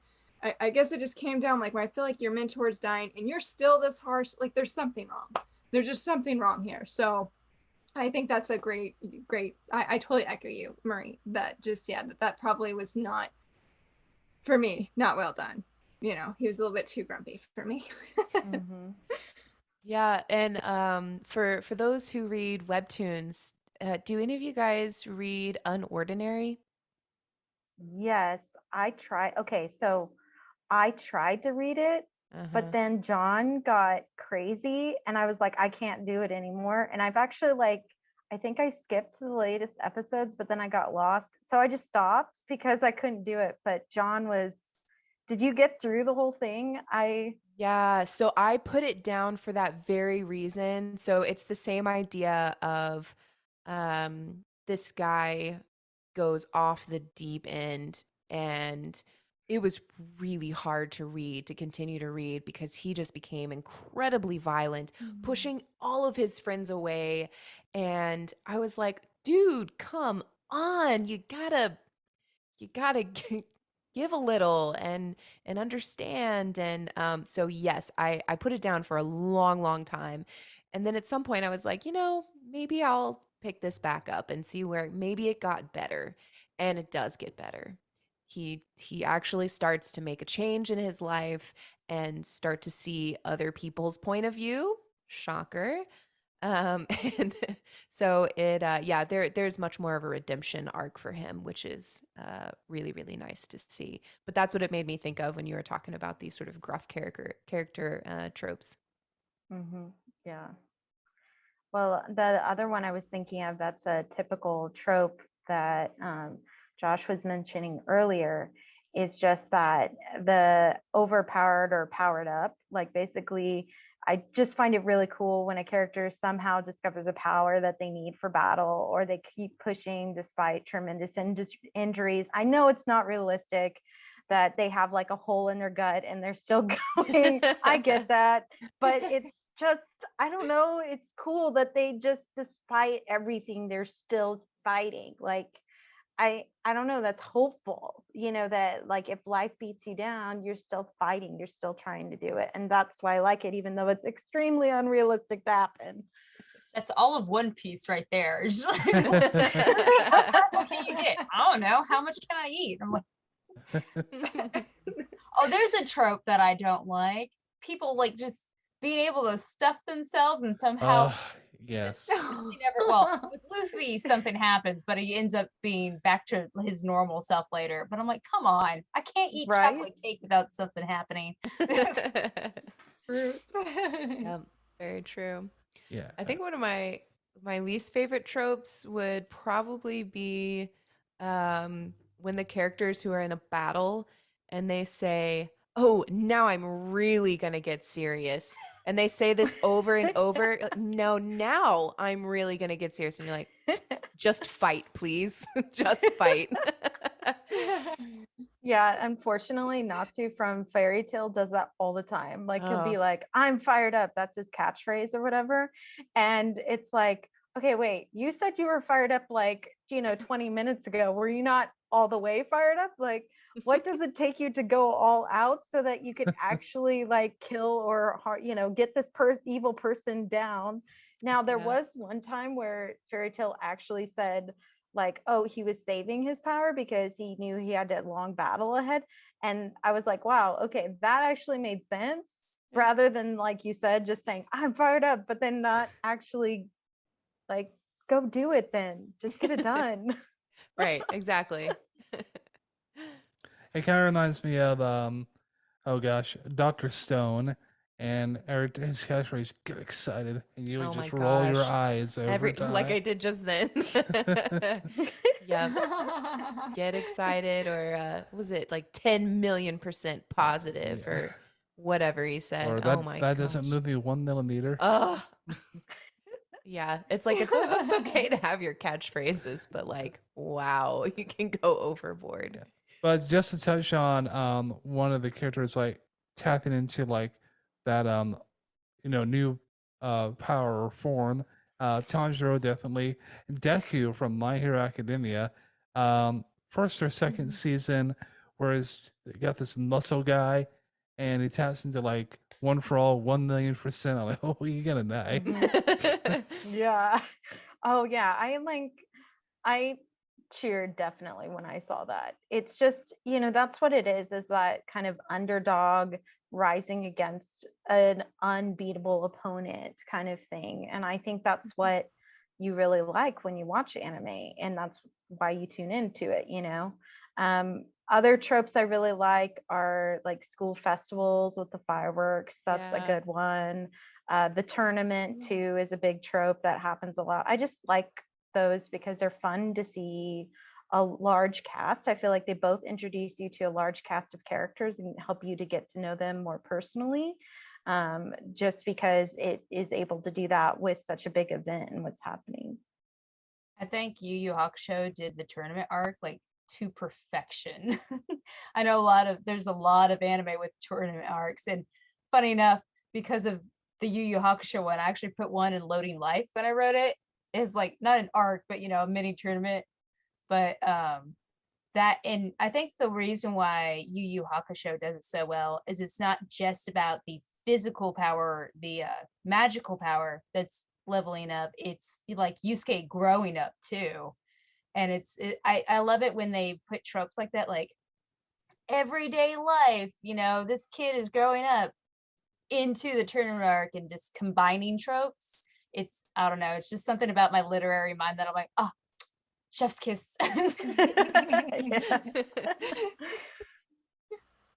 Oh wow.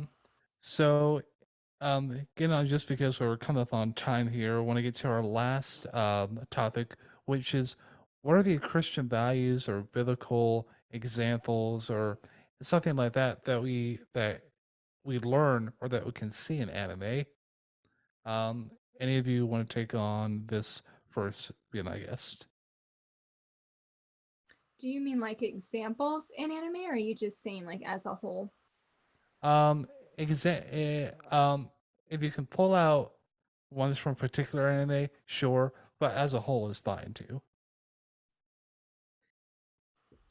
I would say some that came to mind when I thought about this is, well, I honestly feel like anime has that very unexpected gift where like you're just watching and you're like, I'm just, well, for me, I'm like, I'm just here to have a good time.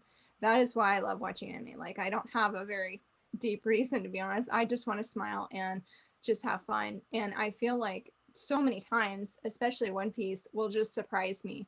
Like, I was very moved by Luffy and how they say the king of the pirates is the one who is the most free. And I thought, as believers, like as Christians, should we not be living the most free? Then why am I feeling afraid to go on like my own grand adventure in life? And I mean, with Luffy's power, he can't swim, but all the time he's like going over the water. He's not afraid of the ocean. And yet here I am stuck on my little boat or trying to be stuck on land. And I'm just amazed by that. Like, there was another when my husband and I just finished watching Water 7, and Luffy is literally willing to leave everyone to go save Robin. And it just made me think of how Jesus talks about how I'll leave the 99 to go get that one lost sheep.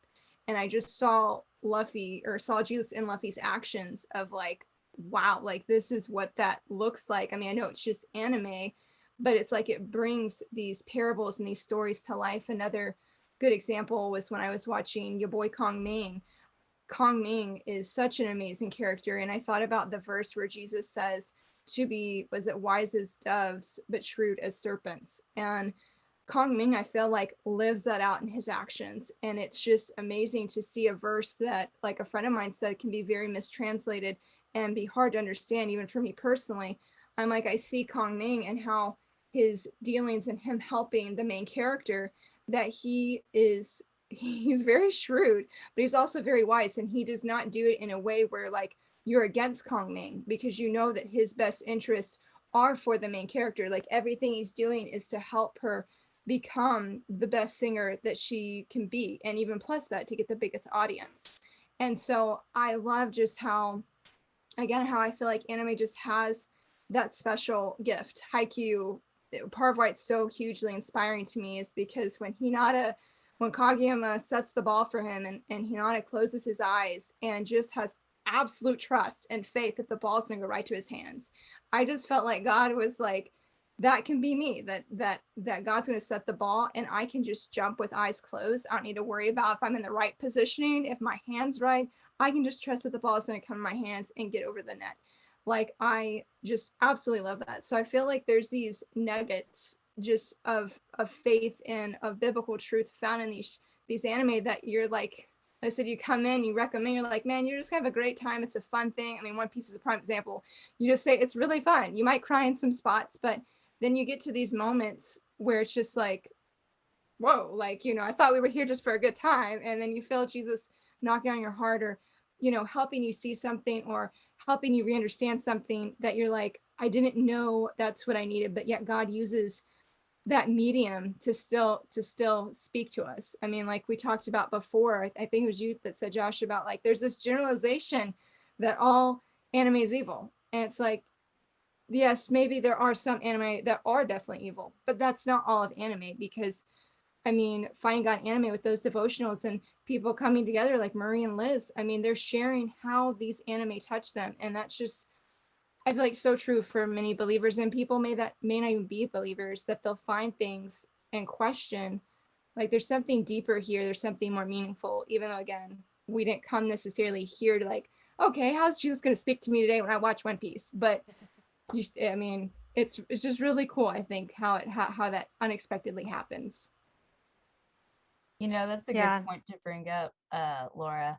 Like, I've been studying the Bible more, which I'm so like re-fallen in love with God and just all of the stuff, especially since I have that literary aspect as well, like all of us. But I find that, like in the Bible, it shows a lot of analogies for farming and stuff like that, because a lot of people during that time were farmers, or at least like were close enough to a farmer that they knew about this stuff, like you reap what you sow, stuff like that. And so I think like just even if we're not on the lookout for it, just having anime as a way to talk to people about Christ and using that as an analogy. The other day I just had this aha moment. I'm like, it's wow, why didn't I ever see this before? With the thought of, when we say the fear of God, we don't mean like, oh. We mean like a reverential fear of like, wow, this is amazing, like you're powerful. And then I was thinking of like, how would I explain this to someone who doesn't really understand that? And the thing that came to mind is like in any kind of superhero movie like Superman, or any kind of anime where someone is just super overpowered and they're on the good guy side, all the characters are like, oh my gosh, I can't believe it. You're like kicking the bad guy's butt super easily. And you have so much power. I'm glad you're on our side, and just having that one thing, like, and just having that and being able to explain like the fear of God through that is so amazing. And kind of like the whole friendship trope, I love so much, like that true power of friendship, just like knowing that, like I can't remember the exact verse, but it's like, true true friendship or true love is this, a man dying for his friends, or protecting his friends. And I see that a lot in anime, and just things like that. I love, and I didn't really start thinking about anime as an analogies for God in the Bible until I started like doing my first writing for Finding God in Anime and submitting it, because I'm like, I never thought about this. Let's think about this. And yeah, so like all those life and it's just, there's so many life lessons you can learn in anime anyways, and then like being able to connect it back to the Bible is even better, because I feel like a lot of my friends who aren't Christian but are anime lovers, I can use an analogy like that to help them understand. And then hopefully if they're like watching that show later, or if they're just watching any anime or any show, they're like, they'll think back on it and be like, and so it's just easier for them to learn all that. And like with the tropes, I can't think of well, except for the power of friendship, I can't think of like another one that I'm really like gun-ho about and excited for, but I'm pretty sure I'll think of it later. Yeah. The verses you guys are talking about are awesome, like be as innocent as doves and shrewd as serpents. And, when a man lays down his life for his friend, greater love have no man than this. Yeah.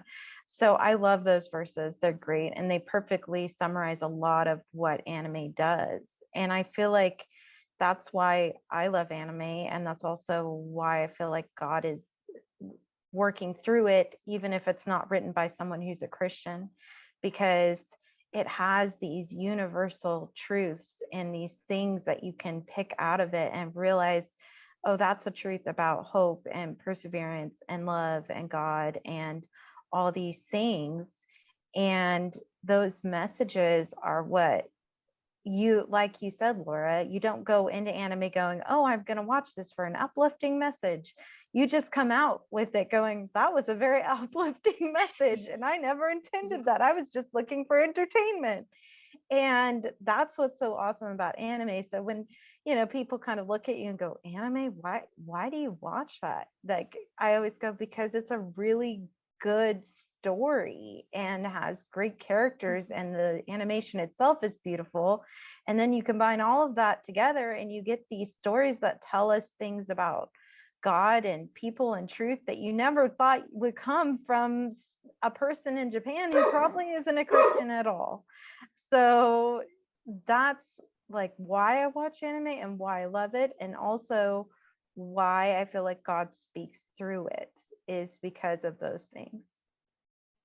Yeah, I love how God just works through like even people who aren't close to him. And so hopefully grabbing people who aren't close to him that watch that stuff or read that stuff, and then like pulling them back into the family.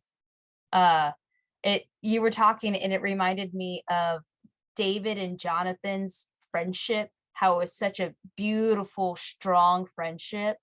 And when I was reading that and then, watching anime after that, I'm like, man, this is why I love that strong friendship trope, is because, I see it in the Bible and it's something I yearn for. And I like, that's my top goal right now in life, is strong friendship. And just seeing that in anime, I can always like think back, even if I'm not like actively thinking about it, but think back to David and Jonathan, or Amshak, Yeah, Shadrach, Meshach, and Abednego. Yeah. Yes. I always forget their names. The trio. Yes. Speaking of like things that we see or can correlate to like the Bible or biblical themes or just good values, one thing that came to mind was Avatar: The Last Airbender, where Prince Zuko is going to Uncle Iroh, and he's just pouring his heart out, and and Uncle Iroh just reins him in and says, I was never angry with you. I was just sad that you lost your way. And that is a perfect example of the prodigal son. Oh Mhm. yeah, man. Zuko and Uncle Iroh's relationship is absolutely beautiful. Prince Zuko in general, though, as a character, oh, it's so Mhm. good, so Yeah. good. He's the perfect bad boy because he like realizes his mistakes, and instead of like brooding over it, well, he kind of broods over it, but he's like, I need to make this better, especially since my sister is crazy. But yeah, I can't like how he's like, I can't further on this crazy family thing. I need to change it. So which also refers back to the Bible. It's like, just because there's been a lot of sin in the family doesn't mean you should keep going with it. You should stop and then turn back to God, because you can always do that. So Absolutely. Yeah, and I think Yeah, we and find I think we find so much biblical truth in general in anime and stories in general, is because the Bible is one big story and lots of little stories, of course, in it.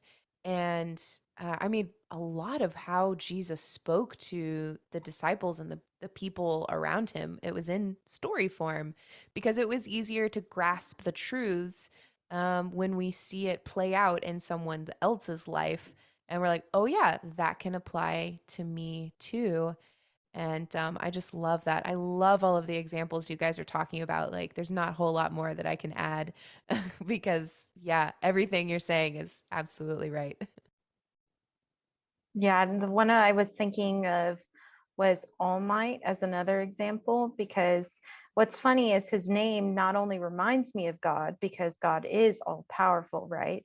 But Yeah. also he acts as this father figure that Chaffin was talking about, where it's like, we're glad you're on our side. We're glad that you're super powerful and able to protect us. But then like which is a spoiler alert for all of those who haven't seen it, but when he turns around and says, now it's your turn, I almost felt like it was the Great Commission, God, Jesus raising up from the dead and saying, now it's your turn, like go and make disciples of all nations, baptizing them in the name of the Father, the Son, and the Holy Spirit. And just, like all of that. That's what I felt like while watching anime. And it's just funny because it's like Laura said, you just don't expect it. You're watching something and it just hits you. Mhm. I love that, by the way. That I have never made that connection, but I'm like, that is really powerful. Like that gave me goosebumps when you said that. Yeah. Well, we could be here another 2 hours, and we would love to be, but this has gone on, much longer than I anticipated, but loved every second of it. Oh, yeah, it's Again, been great. for those of you listening on the podcast, you can catch the full conversation over on our YouTube channel. But before we end here tonight, ladies, if people want to follow you, where can they find you?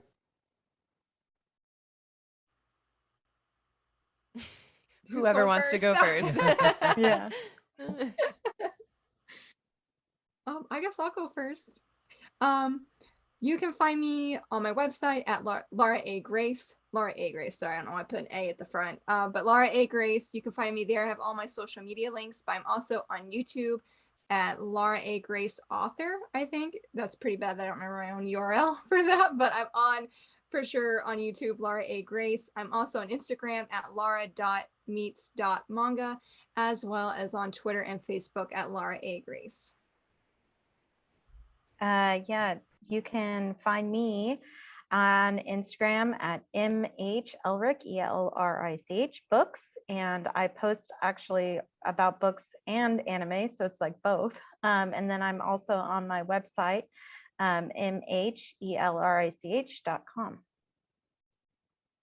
And you can find me, most of my social media is just EN Chaffin, ENCHAFFIN. I'm mainly on Instagram because of pretty pictures, but I'm also on Facebook somewhere. And then my website is www.enchaffin.com. And I am kind of on YouTube as well. I just haven't posted in a while, but there's some new content that will hopefully come out soon, hint, hint. I also recently started my newsletter, and that's been going really good. My newsletter people have been getting like all the deets and all the special stuff. And my books are like on Books to Read and on Amazon. And I just recently put Loading Life. But no, not Loading Life. I recently put Pride on Google Play, and anywhere in the known internet universe, Pride is actually free. And it's gonna permanently stay free, at least as an ebook. Can't really do that with paperback, but yes. And I've also have to like say something about Finding God in Anime volumes 1 and 2, because I think we're all 3 in those. So yes, Yeah. go find those. yeah. Yeah, just do a short little plug. For those of you who don't know, Finding God in Anime is a devotional for otakus or anybody who just loves anime and manga. We got Volume 1 last year, loved it, and Volume 2 just recently came out. Again, it can be purchased on Amazon where we got it, or wherever you buy books, basically, I think. Yeah, and the ebook is also free. Both of them are. So I'll edit this part out, but I'm gonna do the outro and then we'll just wrap up for a couple minutes. All right. Well, again, we want to thank all of our guests for being with us on this very extended episode of Analugia. And until next time, keep those halos shiny and stay holy, my friends.